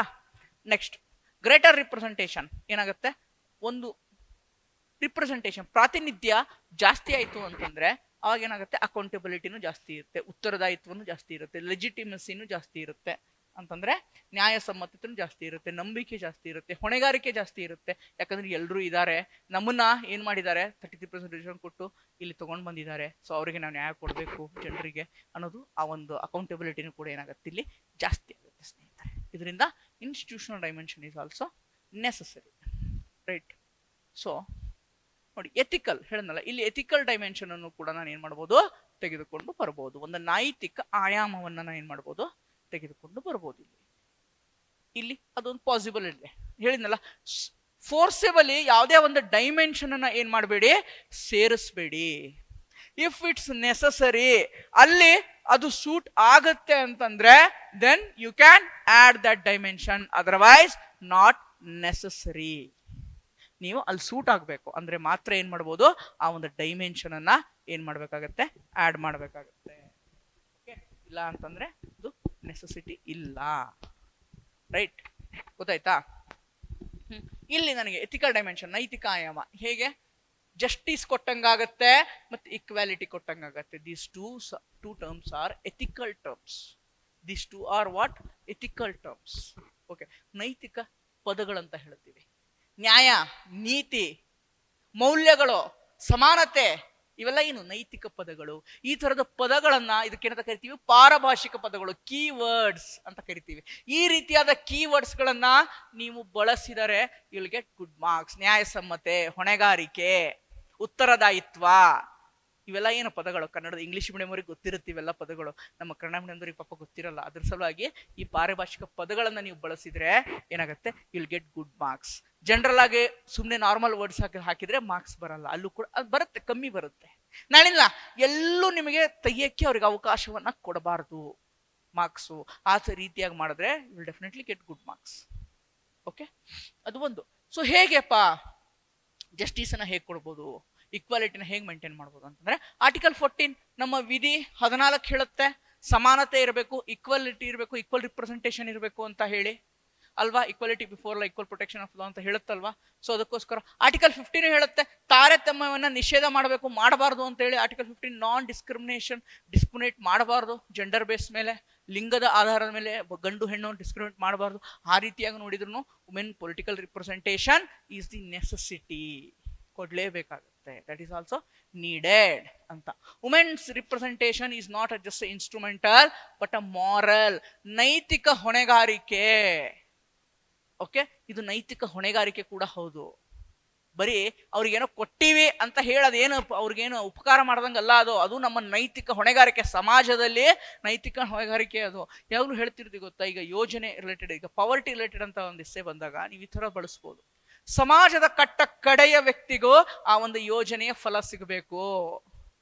ಮಾರ್ಜಿನಲ್ ಸೆಕ್ಷನ್ ಆಫ್ ದಿ ಸೊಸೈಟಿನಲ್ಲಿ ಯಾವ ಸಿಂಗಲ್ ಪರ್ಸನ್ ಇರ್ತಾನೆ ಅವನಿಗೂ ಏನಾಗಬೇಕು, ಅದರ ಒಂದು ಬೆನಿಫಿಟ್ ಸಿಗಬೇಕು. ರೈಟ್, ಅವಾಗ ಅದು ಉಪಕಾರ ಮಾಡಿದಂಗಲ್ಲ, ದಟ್ ಈಸ್ ಮಾರಲ್ ಆಬ್ಲಿಗೇಷನ್, ಅದು ನೈತಿಕ ಹೊಣೆಗಾರಿಕೆ. ಅದನ್ನೇ ಪ್ರಿಯಾಂಬಲ್ ಅಲ್ಲಿ ಹೇಳ್ತಾರೆ, ಅದನ್ನೇ ನಮ್ಮ ಪ್ರಸ್ತಾವನೆ, ಸಾಂವಿಧಾನಿಕ ಪ್ರಸ್ತಾವನೆ ಅದನ್ನೇ ಹೇಳ್ತೀವಿ, ಜಸ್ಟಿಸ್ ಅನ್ನ ಕೊಡಬೇಕು ಅಂತ ಹೇಳಿ. ಸೋಷಿಯಲ್ ಅಂಡ್ ಪೊಲಿಟಿಕಲ್ ಜಸ್ಟಿಸ್ ಅಂತ ಇದೆ ಅಲ್ವಾ, ಅದರಲ್ಲಿ ಪ್ರಿಯಾಂಬಲ್ ಯಾರು ಓದಿರ್ತೀರಲ್ಲ ಅವ್ರಿಗೆ ಗೊತ್ತಿರುತ್ತೆ. ಸೋಷಿಯಲ್ ಅಂಡ್ ಪೊಲಿಟಿಕಲ್ ಜಸ್ಟಿಸ್, ಸಾಮಾಜಿಕ ಮತ್ತು ರಾಜಕೀಯ ನ್ಯಾಯ ಒದಗಿಸ್ಬೇಕಂತಂದ್ರೆ ಪೊಲಿಟಿಕಲ್ ರಿಪ್ರೆಸೆಂಟೇಷನ್ ನೆಸೆಸರಿ. ಸಮಾನತೆ ಇರಬೇಕು, ಈಕ್ವಾಲಿಟಿ ಇರಬೇಕು, ಡಿಸ್ಕ್ರಿಮಿನೇಟ್ ಮಾಡಬಾರ್ದು ಆಸ್ ಪರ್ 14 and 15 ವಿಧಿ 14 ಮತ್ತು 15 ಪ್ರಕಾರ. ಈ ರೀತಿಯಾಗಿ ನೀವು ಮೆನ್ಷನ್ ಮಾಡಿದ್ರೆ definitely will get good marks. Definitely, ಸಂದೇಹವೇ ಬೇಡ, ಅದರಲ್ಲಿ ಯಾವುದೇ ರೀತಿಯ ಸಂದೇಹ ಬೇಡ ಸ್ನೇಹಿತರೆ, will get definitely good marks. Okay, so next ಏನ್ ಹೇಳುತ್ತೆ ನೋಡಿ. ಈಗ ವುಮೆನ್ ರಿಸರ್ವೇಶನ್ ಬಿಲ್ ಅಂತ ಹೇಳಿದ್ನಲ್ಲ, ಇದು ಆಕ್ಟ್ ಅಂತ ಹೇಳಿದ್ನಲ್ವಾ. ಸೊ ಆಕ್ಟ್ ಇದೆ ಅಂತಂದ್ರೆ ಒಂದು ಇವನ್ ಈಗ ಏನ್ ಮಾಡ್ಬೋದು ಗೊತ್ತಾ, ಅವನು ನಿಮ್ಗೆ ಜಸ್ಟ್ ವುಮೆನ್ ರಿಸರ್ವೇಶನ್ ಆಕ್ಟ್ ಮೇಲೆ ಪ್ರಶ್ನೆ ಕೇಳ್ಬಿಡ್ಬೋದು ಅಲ್ವಾ. ಅದನ್ನು ಕೂಡ ಜಸ್ಟ್ ಒಂದು ಸ್ಲೈಡ್ ಅಲ್ಲಿ ಅದನ್ನು ಕೂಡ ನಿಮ್ಗೆ ಏನ್ ಮಾಡ್ತಾ ಇದ್ದೀನಿ, ಒಂದಿಷ್ಟು ಪಾಯಿಂಟ್ಸ್ ಗಳನ್ನ ಇಲ್ಲಿ ಕವರ್ ಮಾಡಕ್ಕೆ ಪ್ರಯತ್ನ ಮಾಡ್ತಾ ಇದ್ದೀನಿ. ವುಮೆನ್ ರಿಸರ್ವೇಶನ್ ಆಕ್ಟ್, ಮಹಿಳಾ ಮೀಸಲಾತಿ ಕಾಯ್ದೆಯನ್ನು ಒಂದು ವಿಮರ್ಶಾತ್ಮಕವಾಗಿ ನಾವು ಕ್ರಿಟಿಕಲ್ ಆಗಿ ಅನಲೈಸ್ ಮಾಡೋಣ. ಓಕೆ, ಇದೇನು ಕೊಡುತ್ತೆ, 33% ರಿಸರ್ವೇಶನ್ ಕೊಡುತ್ತೆ. ಎಲ್ಲಿ? ಪಾರ್ಲಿಮೆಂಟ್ ಮತ್ತೆ ಅಸೆಂಬ್ಲಿಗಳಲ್ಲಿ. ಓಕೆ, ಸಂಸತ್ತು ಮತ್ತೆ ರಾಜ್ಯ ವಿಧಾನಸಭೆಗಳಲ್ಲಿ ಅಲ್ವಾ. So implementation like to be delimitation, delay. ಯಾಕೆ ಡಿಲೇ ಆಗ್ತಾ ಇದೆ ಅಂತಂದ್ರೆ, ಡಿಲಿಮಿಟೇಷನ್ ಕಮಿಷನ್ ಬರಲೇಬೇಕು, ಈಗ ಸೆನ್ಸಸ್ ಆಗಬೇಕು, ಅದಾದ್ಮೇಲೆ ಡಿಲಿಮಿಟೇಷನ್ ಬರುತ್ತೆ. ಬಟ್ ಈಗ ಮೊನ್ನೆ ಪಾರ್ಲಿಮೆಂಟ್ ಅಲ್ಲಿ ಏನ್ ತಗೊಬಂದ್ರು ಅಂತಂದ್ರೆ, ಅವರು ಈಗ ಆಲ್ರೆಡಿ 2011 ಸೆನ್ಸಸ್ ಇದೆ ಅಲ್ವಾ, ಅದ್ರ ಪ್ರಕಾರನೇ ಡಿಲಿಮಿಟ್ ಮಾಡೋಣ, ಡಿಲಿಮಿಟೇಷನ್ ಮಾಡಿ ಏನ್ ಮಾಡೋಣ, ಹಂಚಿಕೆ ಮಾಡಿ ವುಮೆನ್ ರಿಸರ್ವೇಶನ್ ಪಾಸ್ ಮಾಡ್ಬಿಡೋಣ ಅಂತ ತಗೊಂಬಂದ್ರು. ಬಟ್ ಅದು ಹಾಗೆ ಬೇಡ ಅಂತ ಅಪೋಸಿಷನ್ ಪಾರ್ಟಿ ಅವ್ರು ಏನ್ ಮಾಡಿದ್ರು, ಆ ಒಂದು ಬಿಲ್ ಅನ್ನ ಅಪೋಸ್ ಮಾಡಿ ಅದನ್ನ ಬಿಳಿಸ್ಬಿಟ್ರು. ಆ ಬಿಲ್ ಅಲ್ಲಿ ಹೋಯ್ತದು. ಬಟ್ ಒರಿಜಿನಲಿ 2023 ಏನಿದೆ ಅದು ಬರಬೇಕು ಅಂತಂದ್ರೆ ಡಿಲಿಮಿಟೇಷನ್ ಕಮಿಷನ್ ಬರಲೇಬೇಕು. ಅದರಿಂದ ಅದು ಡಿಲೇ ಆಗ್ತಾ ಇದೆ. This is the major concern. ಅದರ ಪರವಾಗಿ ಒಂದಿಷ್ಟು ವಾದಗಳಿದಾವೆ. ಯಾಕೆ ವುಮೆನ್ಗೆ ರಿಸರ್ವೇಶನ್ ಕೊಡಬೇಕು, ಮಹಿಳಾ ಮೀಸಲಾತಿ ಅಗತ್ಯತೆ ಏನಿದೆ ಅನ್ನುವಂಥದ್ದು ಏನಿದೆ. ಹಿಸ್ಟಾರಿಕಲಿ ಇನ್ಜಸ್ಟಿಸ್ ಆಗಿದೆ, ನೋಡಿದ್ವಿ. ಹಿಸ್ಟಾರಿಕಲಿ ಒಂದಿಷ್ಟು ಇನ್ಜಸ್ಟಿಸ್ ಆಗಿದೆ. ಸ್ವತಂತ್ರ ಬಂದಾಗಿಂದನೋ ಇಲ್ಲಿ ತನಕ ನೋಡಿದಾಗ ಬರೀ 14% women representation in parliament. There is nothing increase. 143ನೇ ರ್ಯಾಂಕ್ ಇದೀವಿ ನಾವು ಗ್ಲೋಬಲಿ ಅಲ್ವಾ. That is why it's needed. Okay, critical mass for impact. Okay, ಪರಿಣಾಮಕಾರಿ ನಿರ್ಣಾಯಕವನ್ನ ತಗೋಬೇಕಂತಂದ್ರೆ ಹೇಳಿದ್ನಲ್ವಾ, ಮಹಿಳೆ ಸಂವೇದನಶೀಲತೆ ಇರುವಂತಹ ಒಂದು ವ್ಯಕ್ತಿ. ಮಹಿಳೆ ಸೂಕ್ಷ್ಮತೆಗಳು ಗೊತ್ತಾಗುತ್ತೆ, ಬದುಕಿನ ಸೂಕ್ಷ್ಮತೆಗಳನ್ನ ಮಹಿಳೆ ಚೆನ್ನಾಗಿ ಅರ್ಥ ಮಾಡ್ಕೋತಾಳೆ. ಓಕೆ, ಎಸ್ಪೆಷಲಿ ಬಡವರಿಗೆ ಏನ್ ಬೇಕು, ಮಹಿಳೆಯರಿಗೆ ಏನ್ ಬೇಕು, ಸ್ಯಾನಿಟೇಷನ್, ನೈರ್ಮಲ್ಯ ಅಂತ ಹೇಳ್ತೀವಲ್ವಾ, ಆ ರೀತಿಯಾಗಿ ಪಾಲಿಸಿಗಳನ್ನ ಮಾಡ್ಬೇಕಂದ್ರೆ ವುಮೆನ್ನೇ ಬೇಕು. Okay, break the entry barriers. Okay, entry barriers ಅಂತಂದ್ರೆ ಏನಿದೆ, ರಿಸರ್ವೇಶನ್ ಇಲ್ಲ. ರಿಸರ್ವೇಶನ್ ಕೊಟ್ರೆ ಆಬ್ವಿಯಸ್ಲಿ ಬರ್ತಾಳೆ ವುಮೆನ್. ಬಟ್ ಯಾಕೆ ವುಮೆನ್ಗೆ ಯೂಶಲಿ ಕೊಡಲ್ಲ ಅಂತಂದ್ರೆ, ಅಲ್ಲಿ ಏನಾಗಲ್ಲ, ಪೊಲಿಟಿಕ್ಸ್ ಇರುತ್ತೆ. ಆಬ್ವಿಯಸ್ಲಿ ಏನು ಗಂಡಸರಿಗೆ ಕೊಟ್ರೆ ಜಾಸ್ತಿ ಇದನ್ನ ಮಾಡ್ತಾರೆ, ಹೆಣ್ಮಕ್ಳಿಗೆ ಕೊಟ್ರೆ, ಅಧಿಕಾರ ಕೊಟ್ರೆ ತಲೆ ಮೇಲೆ ಕೂಡ್ತಾರೆ. ಹೀಗೆ ಆ ರೀತಿಯಾದ ಒಂದಿಷ್ಟು ಪ್ರಿಜುಡೈಸ್ ಇದೆ. ಓಕೆ, ಪೂರ್ವಾಗ್ರಹ ಪೀಡಿತಗಳಿದಾವೆ ಆ ತರ. ಅದನ್ನೆಲ್ಲ ಬಿಟ್ಟು ಅದನ್ನೆಲ್ಲ ತಡೆಗೋಡೆಯಾಗಿ ಬ್ರೇಕ್ ಮಾಡಬೇಕು. ಬ್ರೇಕ್ ಮಾಡಿ ಏನ್ ಮಾಡ್ಬೇಕಾಗಿದೆ, ವುಮೆನ್ಗೆ ರಿಸರ್ವೇಶನ್ ಕೊಡುವಂತ ಅವಶ್ಯಕತೆ ಇದೆ ಸ್ನೇಹಿತರೆ. ಬಟ್ ಈಗ ಸದ್ಯಕ್ಕೆ ವುಮೆನ್ ರಿಸರ್ವೇಶನ್ ಕೊಟ್ರೆ ಏನಾಗುತ್ತೆ, ಅದರ ಅಗೇನ್ಸ್ಟ್ ಆಗಿ ಅದರ ವಿರುದ್ಧ ಕೂಡ ವಾದಗಳಿದಾವೆ. ಈ ಒಂದು ಪಾರ್ಟ್ ಅನ್ನು ನೀವೇನ್ ಮಾಡ್ಬೇಕಾಗತ್ತೆ, ಬರಿಬೇಕಾಗತ್ತೆ. ಬರೀ ಕೊಟ್ಟಿದ್ದು ಒಳ್ಳೇದು ಒಳ್ಳೇದು ಅಂತ ಬರೆದ್ರೆ ಬಟ್ ಅದ್ರಲ್ಲಿ ಏನ್ ನೆಗೆಟಿವ್ಸ್ ಇರೋದೇ ಇಲ್ವಾ, ನೆಗೆಟಿವ್ ಕೂಡ ಏನ್ ಮಾಡ್ಬೇಕಾಗುತ್ತೆ, ಬರಿಬೇಕಾಗುತ್ತೆ. ಬಟ್ ಎಂಡ್ ಅನ್ನ ಪಾಸಿಟಿವ್ ನೋಟ್ ಅಲ್ಲಿ ಮಾಡಿ. ಹೇಳ್ತೀನಿ, ಕನ್ಕ್ಲೂಷನ್ ಹೇಳ್ತೀನಿ ಹೇಗೆ ಎಂಡ್ ಮಾಡ್ಬೇಕಂತ. ಈಗ ನೋಡಿ, May restrict merit based competition ಅಂದ್ರೆ ಮೆರಿಟ್ ಅನ್ನೋದು ಇರಲ್ಲ. ಓಕೆ, ಯಾರು ಈಗ ಇನ್ ಕೇಸ್ ಅನ್ಎಜುಕೇಟೆಡ್ ಆಗಿರ್ಬೋದು ಅಥವಾ ಏನಾದ್ರು ಬಂದ್ಬಿಡ್ಬೋದು, ಮೆರಿಟ್ ಅನ್ನೋದು ಇರಲ್ಲ. ಓಕೆ, ಅವಾಗ ಯಾರಾದ್ರೂ ಬರ್ಬೋದು. ಅದಕ್ಕಿಂತ ಏನು ರಿಸ್ಕ್ ಇದೆ ಅಂದ್ರೆ elite section, urban and upper class ವುಮೆನ್ನೇ ಬಂದು ಬಿಡಬಹುದು. ಈಗಿರುವಂತಹ MLA ಅಥವಾ ಈಗಿರುವಂತಹ MP ಮಿನಿಸ್ಟರ್ಸು ಅವ್ರ ಮಗಳು ಅವ್ರ ಹೆಂಡತಿನೇ ಏನ್ ಮಾಡ್ಬಿಡ್ಬೋದು, ಅವರು ಎಲೆಕ್ಷನ್ ನಿಲ್ಲಿಸ್ಬಿಡ್ಬೋದು. ದೆನ್ ಒರಿಜಿನಲಿ ಯಾರಿಗ್ ಬೇಕು ಮಹಿಳೆ ಅವ್ರಿಗೆ ಸಿಗದೇ ಇರ್ಬೋದು. ಮೋಸ್ಟ್ ಪ್ರಾಬಬ್ಲಿ ಇದೇ ಆಗ್ಬೋದು, ಯಾರಿಗ್ ಗೊತ್ತು ಅಲ್ವಾ. ಹೀಗೆ ಆಗತ್ತೆ, ಮೋಸ್ಟ್ ಪ್ರಾಬಬ್ಲಿ ಹೀಗೆ ಆಗತ್ತೆ ನಮ್ಮ ಇದು ಪರಿಸ್ಥಿತಿ ನೋಡಿದ್ರೆ ಅಲ್ವಾ. ಯೂಶಲಿ ಅವ್ರ ಮಕ್ಕಳು ಮರಿ ಮೊಮ್ಮಕ್ಕಳು ಅವ್ರಿಗೆ ತಾನೇ ಟಿಕೆಟ್ ಸಿಗ್ತಾ ಇದಾವೆ ಈಗೆಲ್ಲ.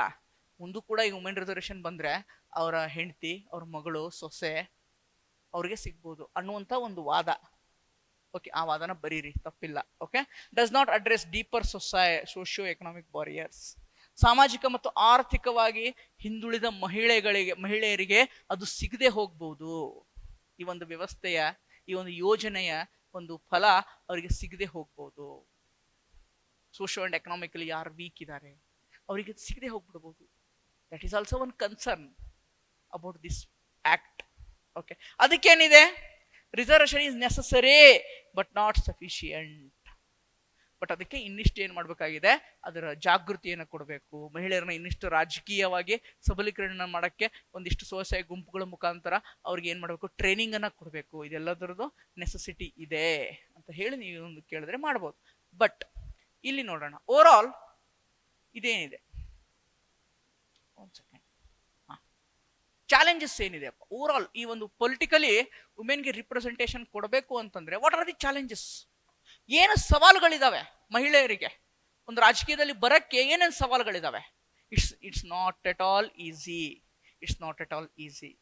ನೆನ್ಪಿಟ್ಕೊಳ್ಳಿ, ಏನಿದೆ, ಒಂದು ಪ್ರಾಕ್ಸಿ ರಿಪ್ರೆಸೆಂಟೇಷನ್, ಒಂದು ನಕಲಿ ಪ್ರಾತಿನಿಧ್ಯ ಅಂತ ಅನ್ಬೋದು ನೀವು.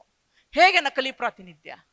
ಈಗ 73rd 74th ಅಲ್ಲಿ ವುಮೆನ್ಗೆ ರಿಸರ್ವೇಶನ್ ಸಿಕ್ಕಿದೆ ಅಲ್ವಾ, ಪಂಚಾಯತ್ ರಾಜ್ ವ್ಯವಸ್ಥೆಯಲ್ಲಿ 50% ಸಿಕ್ಕಿದೆ.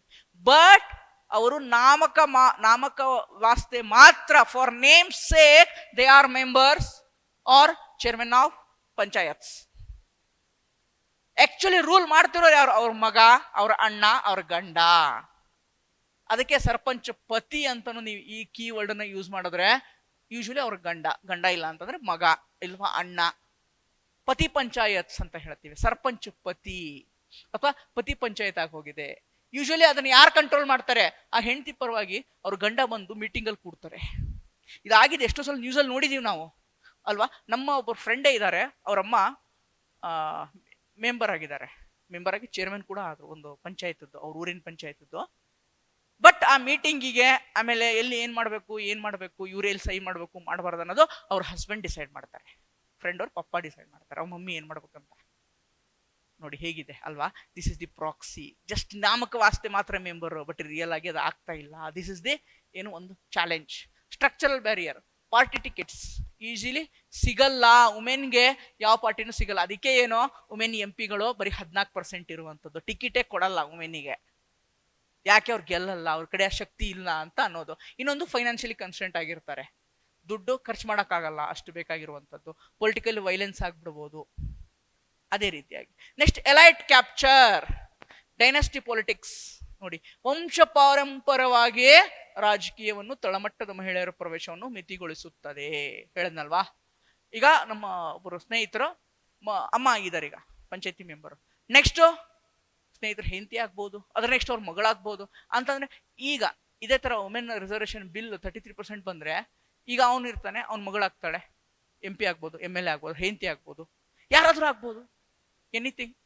ಓಕೆ, ಯಾರಾದ್ರೂ ಆಗ್ಬೋದು, right. This is why dynasty politics, ವಂಶ ಪಾರಂಪರ್ಯ ರಾಜಕಾರಣ, ಕುಟುಂಬ ರಾಜಕಾರಣ ನ್ಯೂಸ್ ಅಲ್ಲಿ ಇರುತ್ತೀಗ ನೋಡಿರ್ತೀರಲ್ವಾ. ಕುಟುಂಬ ರಾಜಕಾರಣ ಎಷ್ಟೊಂದಿದೆ ಅಲ್ವಾ, ಕುಟುಂಬ ರಾಜಕಾರಣದ ಬಗ್ಗೆ ಓದಿರ್ತೀರಾ ನ್ಯೂಸಲ್ಲಿ ಬಂದಿರುತ್ತೆ, ನ್ಯೂಸ್ ಪೇಪರಲ್ಲಿ ಬಂದಿರುತ್ತೆ. ಕುಟುಂಬ ರಾಜಕಾರಣ, ಇತ್ತೀಚೆಗೆ ಎಲೆಕ್ಷನ್ ಆಯಿತು, ಕುಟುಂಬ ರಾಜಕಾರಣ ಬಗ್ಗೆ ನೋಡಿದ್ದೀರಾ ಅಲ್ವಾ? ಅದೇ ರೀತಿ ಲೆಜಿಸ್ಲೇಟಿವ್ ಗ್ಯಾಪ್, ಒಂದು ಶಾಸಕಾಂಗದಲ್ಲಿ ಅಂತರ ಇದೆ ಹೇಳಿದ್ನಲ್ಲ, ಆ ಒಂದು ನಂಬರ್ನು ಕೂಡ ಬರೀರಿ. ಏನು ಕರ್ನಾಟಕದಲ್ಲಿ ಅರೌಂಡ್ 9% ಅಷ್ಟೇ ಏನಿದ್ದಾರೆ ವುಮೆನ್ MLA ಗಳಿದ್ದಾರೆ. ಓವರ್ ಆಲ್ 14% ಏನಿದ್ದಾರೆ ವುಮೆನ್ MP ಗಳಿದ್ದಾರೆ. ರೈಟ್, ಇದು ಒಂದು. ನೆಕ್ಸ್ಟ್ ಏನು, representation alone is not sufficient. Capacity building, ಬರೀ ರಿಪ್ರೆಸೆಂಟೇಷನ್ ಕೊಟ್ಟು ಪಂಚಾಯತಿ ಮೆಂಬರ್ ಮಾಡಿದ್ರೆ ML ಮಾಡಿದ್ರೆ ಆಗಲ್ಲ. ಅದನ್ನ ಅಧಿಕಾರವನ್ನ ಚಲಾಯಿಸುವಂತಹ ಅವ್ರಿಗೆ ಏನ್ ಕೊಡ್ಬೇಕಾಗತ್ತೆ, ಟ್ರೈನಿಂಗ್ ಅನ್ನ ಕೊಡ್ಬೇಕಾಗತ್ತೆ. ಅವ್ರು ಆ ರೀತಿಯಾಗಿ ಅವ್ರನ್ನ ಏನ್ ಮಾಡ್ಬೇಕಾಗತ್ತೆ, ಸಬಲರನ್ನಾಗಿ ಮಾಡ್ಬೇಕಾಗತ್ತೆ. ಆ ರೀತಿಯಾಗಿ ವುಮೆನ್ ಅನ್ನ ಎಂಪವರ್ ಮಾಡಬೇಕು. ಅಧಿಕಾರವನ್ನ ಚಲಾಯಿಸುವಂತಹ ಅಧಿಕಾರನ ಚಲಾಯಿಸುವಂತಹ ರಿಫಾರ್ಮ್ಸ್ಗಳು ಅವ್ರಿಗಿನ್ನ ಸಮರ್ಥರನ್ನಾಗಿ, ಕೆಪಾಸಿಟಿ ಬಿಲ್ಡಿಂಗ್ ಆಗಿ ಮಾಡ್ಬೇಕಾಗತ್ತೆ women. This is what the needed. This is what the needed. Right. So ಇದು ಲಾಸ್ಟ್ ಅಪ್ಪ. ವೇ ಫಾರ್ವರ್ಡ್ ಏನ್ ಬರಿಬಹುದು? ವೇ ಫಾರ್ವರ್ಡ್ ವೇ ಫಾರ್ವರ್ಡ್ ಏನ್ ಬರಿಬಹುದು ಅಂದ್ರೆ ಮುಂದಿನ ದಾರಿ. ಹೇಳದ್ನಲ್ವ, ಇಷ್ಟು ಸವಾಲುಗಳಿದಾವೆ, ಆ ಸವಾಲುಗಳಿದಾವೆ ಅಂತ ಬಿಟ್ಬಿಟ್ರೆ ನಡೆಯುತ್ತಾ? ಆ ಸವಾಲುಗಳನ್ನ ಹೇಗೆ ಮೆಟ್ಟಿ ನಿಲ್ಲಬೇಕು ಅನ್ನುವಂಥದ್ದು ಕೂಡ ಏನಾಗುತ್ತೆ, ನೀವು ಬರಿಬೇಕಾಗತ್ತೆ. ಬೇಗ ಆದಷ್ಟು ಅರ್ಲಿ ಇಂಪ್ಲಿಮೆಂಟೇಷನ್ ಮಾಡಬೇಕು ವುಮೆನ್ ರಿಪ್ರೆಸೆಂಟೇಷನ್ ಆಕ್ಟ್ ನ. ಪೊಲಿಟಿಕಲ್ ಪಾರ್ಟಿಯಲ್ಲೇ ರಿಫಾರ್ಮ್ಸ್ ತರಬೇಕು. ಅಂದ್ರೆ ಒಂದಿಷ್ಟು ಕೋಟಾಗಳನ್ನ ವುಮೆನ್ಗೆ ಟಿಕೆಟ್ ಅನ್ನ ಕೊಡ್ಲೇಬೇಕು ಅಂತ ಹೇಳಿ, ಇವನ್ ಇದು ಲೇಟ್ ಆದ್ರೂ ಸಹಿತ ಇದಾದ್ರೂ ಮಾಡಬೇಕು. ವುಮೆನ್ಗೆ ಇಷ್ಟು % ಸೀಟ್ ಅನ್ನ ಕೊಡ್ಲೇಬೇಕು ನಾವು ಟಿಕೆಟ್ ಅಂತ ಹೇಳಿ ಪಾರ್ಟಿಯಲ್ಲೇ ಡಿಸೈಡ್ ಆಗಬೇಕು. ಕೆಪಾಸಿಟಿ ಬಿಲ್ಡಿಂಗ್ ಅಂದ್ರೆ ಲೀಡರ್ಶಿಪ್ ಹೇಳಿದ್ನಲ್ವಾ, ಅವ್ರನ್ನ ಸಮರ್ಥನಾಗಿ ಮಾಡೋಕ್ಕೆ, ಇನ್ ಕೇಸ್ ಅವರು ಪಂಚಾಯತಿ ಮೆಂಬರ್ ಆಗಿರ್ಬೋದು, ಏನೇ ಆಗಿರ್ಬೋದು, ಅವ್ರು ಆದ್ರೆ ಏನ್ ಮಾಡಬೇಕು, ಅವ್ರಿಗೆ ಟ್ರೈನಿಂಗ್ ಅನ್ನ ಕೊಡುವಂಥದ್ದು. ನೀವು ಯಾವ ರೀತಿ ಅಧಿಕಾರನ ಚಲಾಯಿಸಬೇಕು ಅನ್ನುವಂಥದ್ದು ಆ ಎಲ್ಲ ನಿಮ್ಗೆ ಕೊಡಬೇಕತ್ತೆ. ಟ್ರೈನಿಂಗ್ ಅನ್ನ ಕೊಡುವಂತಹ ಪ್ರೋಗ್ರಾಮ್ಗಳನ್ನ ಮಾಡಬೇಕು. ಜೆಂಡರ್ ಬೇಸ್ಡ್ ವೈಲೆನ್ಸ್ ಅನ್ನ ಕಮ್ಮಿ ಮಾಡಬೇಕು. ಪುರುಷ ಮತ್ತು ಮಹಿಳೆ ಅನ್ನುವಂಥ ಡಿಸ್ಕ್ರಿಮಿನೇಟ್ ಏನಿದೆ ಅದನ್ನ ಏನ್ ಮಾಡಬೇಕು, ಕಮ್ಮಿ ಮಾಡಬೇಕು. ಈ ತರದ ವ್ಯವಸ್ಥೆ ಮಾಡಬೇಕಾಗಿದೆ. ಅದೇ ರೀತಿ ಗ್ರಾಸ್ ರೂಟ್ ಲೆವೆಲ್ ಏನ್ ಮಾಡ್ಬೇಕು, ನಾವು ಸ್ಟ್ರೆಂತ್ ಮಾಡಬೇಕು. ಅದನ್ನ ಒಂದು ರಾಷ್ಟ್ರ ಮಟ್ಟದಲ್ಲಿ ಗ್ರಾಸ್ ರೂಟ್ ಲೆವೆಲ್, ತಳಮಟ್ಟದ ಒಂದು ರಾಜಕಾರಣವನ್ನ ಏನ್ ಮಾಡ್ಬೇಕಾಗಿದೆ, ಸ್ಟ್ರೆಂಥನ್ ಮಾಡಬೇಕಾಗಿದೆ. ವುಮೆನ್ ಪಾರ್ಟಿಸಿಪೇಷನ್ ಹೇಗೆ ಅಂತಂದ್ರೆ, again capacity building, leadership training, ಇದೆಲ್ಲವನ್ನು ಏನ್ ಮಾಡಬೇಕು, ಜಾಸ್ತಿ ಮಾಡಬೇಕು. ಅವಾಗ ಮಹಿಳೆ ಏನಾಗ್ತಾಳೆ, ಓವರ್ ಆಲ್ ಆಗಿ ಸಮರ್ಥಳು ಆಗ್ತಾಳೆ ಅಂತ ಹೇಳಿ. ಇಷ್ಟೆಲ್ಲ ಆಗಿ ಲಾಸ್ಟ್ ಕನ್ಕ್ಲೂಷನ್ ಹೇಗೆಪ್ಪ ಹೇಳಿದ್ನಲ್ಲ, ಉಪಸಂಹಾರ. ಕನ್ಕ್ಲೂಷನ್ ಅನ್ನ ನೀವು ಒಂದು ಕೋಟ್ ಮುಖಾಂತರ ಏನ್ ಮಾಡ್ಬೋದು, ಎಂಡ್ ಮಾಡ್ಬೋದು. ಒಂದು over all summary of the essay ನಾನಿಲ್ಲಿ ಮಾಡಿದ್ರೆ ಎರಡೂ ತಗೊಂಡ್ ಬಂದಿದ್ದೀನಿ. ಒಂದು ಸಮರಿನೂ ತಗೊಂಡ್ ಬಂದಿದ್ದೀನಿ, ಅದರ ಜೊತೆಗೆ ಒಂದು ಕೋಟ್, ಒಂದು ಹೇಳಿಕೆಯನ್ನು ಕೋಫಿ ಅನ್ನಾನ್ ಅನ್ನುವಂಥವ್ರು ಒಂದು ಹೇಳಿಕೆ ಕೊಟ್ಟಿದ್ದಾರೆ.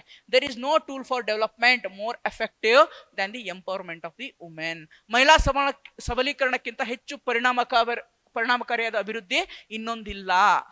ಮಹಿಳಾ ಸಬಲೀಕರಣ ಆದ್ರೆ ವಿತ್ ರೆಸ್ಪೆಕ್ಟ್ ಟು ಪೊಲಿಟಿಕಲ್ ಆಗಿರ್ಬೋದು, ಎಕನಾಮಿಕಲ್ ಆಗಿರ್ಬೋದು, ಯಾವುದೇ ಆಗಿರ್ಬೋದು, ಓವರ್ ಆಲ್ ಸೊಸೈಟಿ ಏನಾಗುತ್ತೆ, ಡೆವಲಪ್ ಆಗುತ್ತೆ ಅಂತ ನಾವು ಈಸಿಯಾಗಿ ಏನ್ ಮಾಡ್ಬೋದು, ಹೇಳ್ಬೋದು ಅಂತ ಹೇಳಿ ಒಂದು ಅದನ್ನ ಇಲ್ಲಿ ಎಕ್ಸ್ಪ್ಲೇನ್ ಮಾಡಿದ್ವಿ. ಬರೀ ಕೋಟ್ ಬರೋದ್ರಾಗಲ್ಲ, ಆ ಕೋಟ್ ಅನ್ನ ಒಂದ್ ಲೈನ್ ಅಲ್ಲಿ ಬರೀಬೇಕು. ಇನ್ ಕೇಸ್ ನಿಮಗೆ ಕೋಟ್ ನೆನಪಾಗದೇ ಇದ್ರೆ ಓವರ್ ಆಲ್ ಏನ್ ಹೇಳುತ್ತೆ, ಒಂದು ಇಡೀ ಎಸ್ಸೆ ಏನ್ ಹೇಳುತ್ತೆ ಅದನ್ನ 4 ಲೈನಲ್ಲಿ ಕೂಡ ನೀವೇನ್ ಮಾಡೋದು, ಬರಿಬಹುದು. ಮಹಿಳಾ ಪ್ರಾತಿನಿಧ್ಯವನ್ನ ಹೆಚ್ಚಿಸುವುದರಿಂದ ಪ್ರಜಾಪ್ರಭುತ್ವ ಹೆಚ್ಚು ಅಂತರ್ಗತ ಅಂದ್ರೆ inclusive.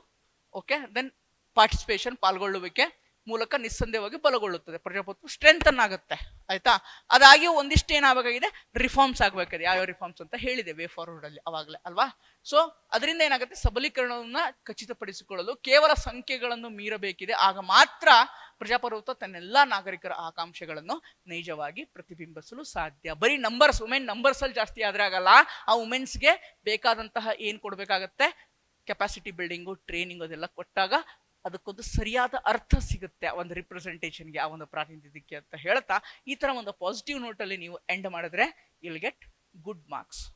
Last 2 minutes will complete this one. So this is one important essay ಹೇಳಿದೆ. ಬಟ್ ಅದೇ ರೀತಿಯಾಗಿ ಇನ್ನಿಷ್ಟು ಇಂಪಾರ್ಟೆಂಟ್ ಎಸ್ಸೆಗಳಿದಾವೆ. So these are all almost previous year question based and these are all current ಅಲ್ಲಿ ಇರುವಂತಹ ಟಾಪಿಕ್ಸ್. ಇದರಲ್ಲಿ ಆಲ್ಮೋಸ್ಟ್ ಒಂದಿಷ್ಟು ಎಸ್ಸೆಗಳನ್ನ ಮುಂದೆ ಬರುವಂತಹ ನಮ್ಮ ಕೋರ್ಸ್ ಅಲ್ಲಿ ಏನ್ ಮಾಡ್ತೀವಿ, ಈ ಎಸ್ಸೆಗಳನ್ನ ನಾವು ಡಿಸ್ಕಸ್ ಮಾಡ್ತೀವಿ. ಯಾವ್ದಪ್ಪ, ಇಂಟರ್ನಲ್ ರಿಸರ್ವೇಶನ್ ಹಾಟ್ ಇಶ್ಯೂ, ಒಳ ಮೀಸಲಾತಿ ನ್ಯೂಸ್ ಅಲ್ಲಿ ಇದೆ. 5 ಗ್ಯಾರಂಟಿ ಸ್ಕೀಮ್ಸ್ ಕೊಡ್ಬೇಕಾ ಕೊಡಬಾರ್ದ, ಸುಪ್ರೀಂ ಕೋರ್ಟ್ ಕೂಡ ಒಂದು ಜಜ್ಮೆಂಟ್ ಕೊಟ್ಟಿತ್ತು. ಈ ತರ ಕೊಡೋದ್ರಿಂದ ಏನೇನ್ ಆಗ್ತಾ ಇದೆ, ಪರಿಣಾಮಗಳು, ಎಕನಾಮಿಕಲಿ ಏನೇನ್ ಪ್ರಾಬ್ಲಮ್ ಆಗ್ತಾ ಇದೆ, ಇಂಪ್ಯಾಕ್ಟ್ಸ್ ಆಗ್ತಾ ಇದೆ, ಅದು ಕೂಡ ಇಂಪಾರ್ಟೆಂಟ್. ಯುದ್ಧ ನಡೀತಾ ಇದೆ, effects of war, economical effect ಏನಾಗುತ್ತೆ, ಸೋಶಿಯೋ ಕಲ್ಚರಲ್ ಎಫೆಕ್ಟ್ ಏನಾಗುತ್ತೆ, ನಮ್ಮ ಇಂಡಿಯಾ ಮೇಲೆ ಎಫೆಕ್ಟ್ ಆಗುತ್ತೆ, ಅದ್ರ ಮೇಲೆ ಬರ್ಬೋದು ಎಸ್ಸೆ. ನೆಕ್ಸ್ಟ್ ಆರ್ಟಿಫಿಷಿಯಲ್ ಇಂಟೆಲಿಜೆನ್ಸ್, ಕೃತಕ ಬುದ್ಧಿಮತ್ತೆ, ಕ್ರಿಪ್ಟೋ ಕರೆನ್ಸಿ ಬರ್ಬೋದು, ಡಿಜಿಟಲ್ ಇಂಡಿಯಾ ಮೇಲೆ CAPF ಎಸ್ಸೆ ಬಂದಿದೆ ನೋಡಿ. ಯೂಶಲಿ ಬೇರೆ ಬೇರೆ CAPF ಅಲ್ಲಿ ಏನ್ ಎಸ್ಸೆ ಬಂದಿರುತ್ತಲ್ವ ಅದನ್ನು ನಾವು ತಗೊಂಡಾಗ ಏನಾಗುತ್ತೆ, ವಿಲ್ ಗೆಟ್ ಗುಡ್ ಮಾರ್ಕ್ಸ್. ಅಂದ್ರೆ ಎಲ್ಲಾ ಎಸ್ಸೆ ಬೇಡ CAPFದು, ಅಂದ್ರೆ ಇಲ್ಲಿ ರೆಲೆವೆಂಟ್ ಇರುವಂತದ್ದು. ಅಲ್ಲಿ ಟ್ರೈಬಲ್ ಎಸ್ಸೆ ಏನೋ ಕೇಳಿದ್ದ, ಅದು ನನಗೆ ಬರಲ್ಲ, ಬಟ್ ಡಿಜಿಟಲ್ ಇಂಡಿಯಾ ಬರುತ್ತೆ. ಕ್ರಿಪ್ಟೋ ಕರೆನ್ಸಿ ಒಂದ್ಸಲ ಕೇಳಿದ್ದ, ಅದು ಕೂಡ ಬರುತ್ತೆ. ಕಮ್ಯುನೈಸೇಷನಲ್ ಪಾಲಿಟಿಕ್ಸ್, ರಾಜಕೀಯದಲ್ಲಿ ಕೋಮುವಾದ ಹಾಟ್ ಇಶ್ಯೂಸ್ ಯಾವಾಗಲೂ ನ್ಯೂಸ್ ಅಲ್ಲಿ ಇರುತ್ತೆ, ಅದ್ರ ಮೇಲೆ ಬರ್ಬೋದು. Indian federal structure and governor role, ಭಾರತದ ಒಕ್ಕೂಟ ವ್ಯವಸ್ಥೆ ಮತ್ತು ರಾಜ್ಯಪಾಲರ ಪಾತ್ರ. ರಾಜ್ಯಪಾಲರು ಆಗಾಗ ನ್ಯೂಸ್ ಅಲ್ಲಿ ಇದ್ದಾರೆ ಅಲ್ವಾ, ಹೀಗಾಗಿ ಅವ್ರ ಮೇಲೂ ಎಸ್ಸೆ ಬರ್ಬೋದು. ಡಿಲಿಮಿಟೇಷನ್ ಕಮಿಷನ್, ಕ್ಷೇತ್ರ ಪುನರ್ವಿಂಗಡಣೆ ಆಯೋಗ ನ್ಯೂಸ್ ಅಲ್ಲಿ ಇದೆ. ಬಡತನ, ಶಿಕ್ಷಣ ಪ್ಲಸ್ ಆರೋಗ್ಯ, ಓಕೆ, ಹೆಲ್ತ್, ಪ್ರಜಾಪ್ರಭುತ್ವ, ಮಹಿಳಾ ಸಬಲೀಕರಣ, ದಿಸ್ ಆರ್ ಆಲ್ ಇವೆಲ್ಲ ಏನು ಹೈ ಹಿಲ್ಡಿಂಗ್ ಟಾಪಿಕ್. ಇವು evergreen, one or other way ಇದ್ರ ಮೇಲೆ ಎಸ್ಸೆ ಬರುತ್ತೆ, GK ನಲ್ಲಾದ್ರೂ ಕ್ವಶನ್ ಬರುತ್ತೆ, ಬಂದೇ ಬರುತ್ತೆ, ಆಯ್ತಾ. ಬೆಂಗಳೂರು ವಾಹನ ದಟ್ಟಣೆ ಅಂದ್ರೆ ಬೆಂಗಳೂರು ಟ್ರಾಫಿಕ್, ಮೊನ್ನೆ KS ಅಲ್ಲಿ ಬಂದಿತ್ತು, ಪ್ರಿವಿಯಸ್ ಕ್ವಶನ್ ಅಲ್ಲಿ ಇದೆ, ಅದ್ ನಾವು ಮಾಡ್ಬೇಕಾಗತ್ತೆ. OTT, ಓವರ್ ದಿ ಟಾಪ್ ಅಂತ ಹೇಳ್ತೀವಿ, ಅದ್ರ ಬಗ್ಗೆ ಎಸ್ಸೆ ಬಂದಿತ್ತು KS ಅಲ್ಲಿ, ಅದನ್ನು ಕೂಡ ಒಂದ್ಸಲ ನೋಡ್ಕೊಳ್ಳಿ. ಪ್ರಾದೇಶಿಕ ಅಸಮತೋಲನ ಯಾಕಂತಂದ್ರೆ ಇತ್ತೀಚೆಗೆ ಗೋವಿಂದರಾವ್ ಕಮಿಟಿ ಏನ್ ಮಾಡಿದೆ, ರಿಪೋರ್ಟ್ ಅನ್ನ ಕೊಟ್ಟಿದೆ. ಎಷ್ಟೆಷ್ಟು ತಾಲೂಕುಗಳು ಬ್ಯಾಕ್ವರ್ಡ್ ಇದಾವೆ, ಮೋಸ್ಟ್ ಬ್ಯಾಕ್ವರ್ಡ್ ಎಷ್ಟಿದಾವೆ ಅನ್ನೋದನ್ನ, ಹಿಂದುಳಿದ ತಾಲೂಕುಗಳು ಎಷ್ಟು, ಹೇಗೆ ಪ್ರಾದೇಶಿಕ ಅಸಮತೋಲನ ಕಮ್ಮಿ ಮಾಡಬೇಕು ಅನ್ನೋದನ್ನ ರಿಪೋರ್ಟ್ ಕೊಟ್ಟಿದೆ. ಹೀಗಾಗಿ ನನಗೆ ರೀಜನಲ್ ಇಂಬ್ಯಾಲೆನ್ಸ್ ಇಂಪಾರ್ಟೆಂಟು. ಓಕೆ, ಪ್ರಾದೇಶಿಕ ಅಸಮತೋಲನ ಕರ್ನಾಟಕದಲ್ಲಿ. ಅದೇ ತರ ಹೇಳಿದ್ನಲ್ಲ, ಕರ್ನಾಟಕದಲ್ಲಿ ಪ್ರವಾಸೋದ್ಯಮ, ಟೂರಿಸಂ, ಯಾಕಂದ್ರೆ ರೀಸೆಂಟ್ ಆಗಿ ಟೂರಿಸಂ ಪಾಲಿಸಿಯನ್ನ ಏನ್ ಮಾಡಿದೆ, ತೆಗೆದುಕೊಂಡು ಬಂದಿದೆ ಕರ್ನಾಟಕ ಗೌರ್ಮೆಂಟ್, ಅದಕ್ಕೋಸ್ಕರ. ಅದೇ ರೀತಿ ಇನ್ನೊಂದು ಬರುತ್ತೆ, ಬಿಯಾಂಡ್ ಬೆಂಗಳೂರು ಅಂತ. ಬೆಂಗಳೂರನ್ನು ಹೊರತುಪಡಿಸಿ ಬೇರೆ ಬೇರೆ ಜಿಲ್ಲೆಗಳಲ್ಲಿ, ಬೇರೆ ಪ್ರದೇಶಗಳಲ್ಲಿ ಏನಾಗಬೇಕಾಗಿದೆ, ಇಂಡಸ್ಟ್ರಿಗಳನ್ನ ಎಸ್ಟಾಬ್ಲಿಷ್ ಮಾಡಬೇಕು. ಆ ಒಂದು ನಿಟ್ಟಿನಲ್ಲಿ ಇಂಡಸ್ಟ್ರಿಯಲ್ ಪಾಲಿಸಿನೂ ಏನ್ ಮಾಡಿದೆ, ತೆಗೆದುಕೊಂಡು ಬಂದಿದೆ. ಓಕೆ, ಸೊ ಅದರಿಂದ ಏನಾಗುತ್ತೆ, ಬಿಯಾಂಡ್ ಬೆಂಗಳೂರು ಅನ್ನೋ ಟಾಪಿಕ್ ಏನಾಗುತ್ತೆ, ನನಗೆ ಮುಂದೆ ಬರುವಂತಹ ಎಸ್ಸೆಗಳಲ್ಲಿ ಇಷ್ಟು ಟಾಪಿಕ್ಸ್ ಏನ್ ಮಾಡಬಹುದು, ಎಸ್ಸೆಗಳನ್ನ ಕೇಳಬಹುದು. ಇದರಲ್ಲಿ ಒಂದಿಷ್ಟು ಟಾಪಿಕ್ಸ್ ಗಳನ್ನ ನಾವು ಮುಂಬರುವ ಕ್ಲಾಸ್ಗಳಲ್ಲಿ ನಮ್ಮ ಕೋರ್ಸ್ನಲ್ಲಿ ಹೇಳ್ಕೊಡ್ತೀವಿ ಅಂತ ಹೇಳ್ತಾ, ಈ ಒಂದು ಕ್ಲಾಸು ನಿಮಗೆ ಇಷ್ಟ ಆಗಿದ್ರೆ ಓಕೆ ಕಮೆಂಟ್ ಹಾಕಿ, ಅಥವಾ ಏನಾದರೂ ಸುಧಾರಣೆ ಬೇಕಾಗಿದ್ರು ಕೂಡ ಕಮೆಂಟ್ ಹಾಕಿ. ಬಿಕಾಸ್ ಇಲ್ಲಿ ಯಾರು ನಾವು ಅತೀತರಲ್ಲ. ಓಕೆ, ಸೊ ಚಿಕ್ಕ ಪುಟ್ಟದ ಅಲ್ಲಿ ಇಲ್ಲಿ ಏನೋ ಅಂದ್ರೆ ಮಿಸ್ಟೇಕ್ ಇದ್ದೇ ಇರುತ್ತೆ. ಏನೇ ಇದ್ರು ಕಮೆಂಟ್ ಹಾಕಿ ಅಂತ ಹೇಳ್ತಾ, ಇದೇ ರೀತಿಯಾಗಿ ಪ್ರೋತ್ಸಾಹಿಸಿ ಅಂತ ಹೇಳ್ತಾ ಈ ಒಂದು ವಿಡಿಯೋನ ಇಲ್ಲಿ ಎಂಡ್ ಮಾಡ್ತಾ ಇದ್ದೀವಿ. ಥ್ಯಾಂಕ್ ಯು, ಧನ್ಯವಾದಗಳು.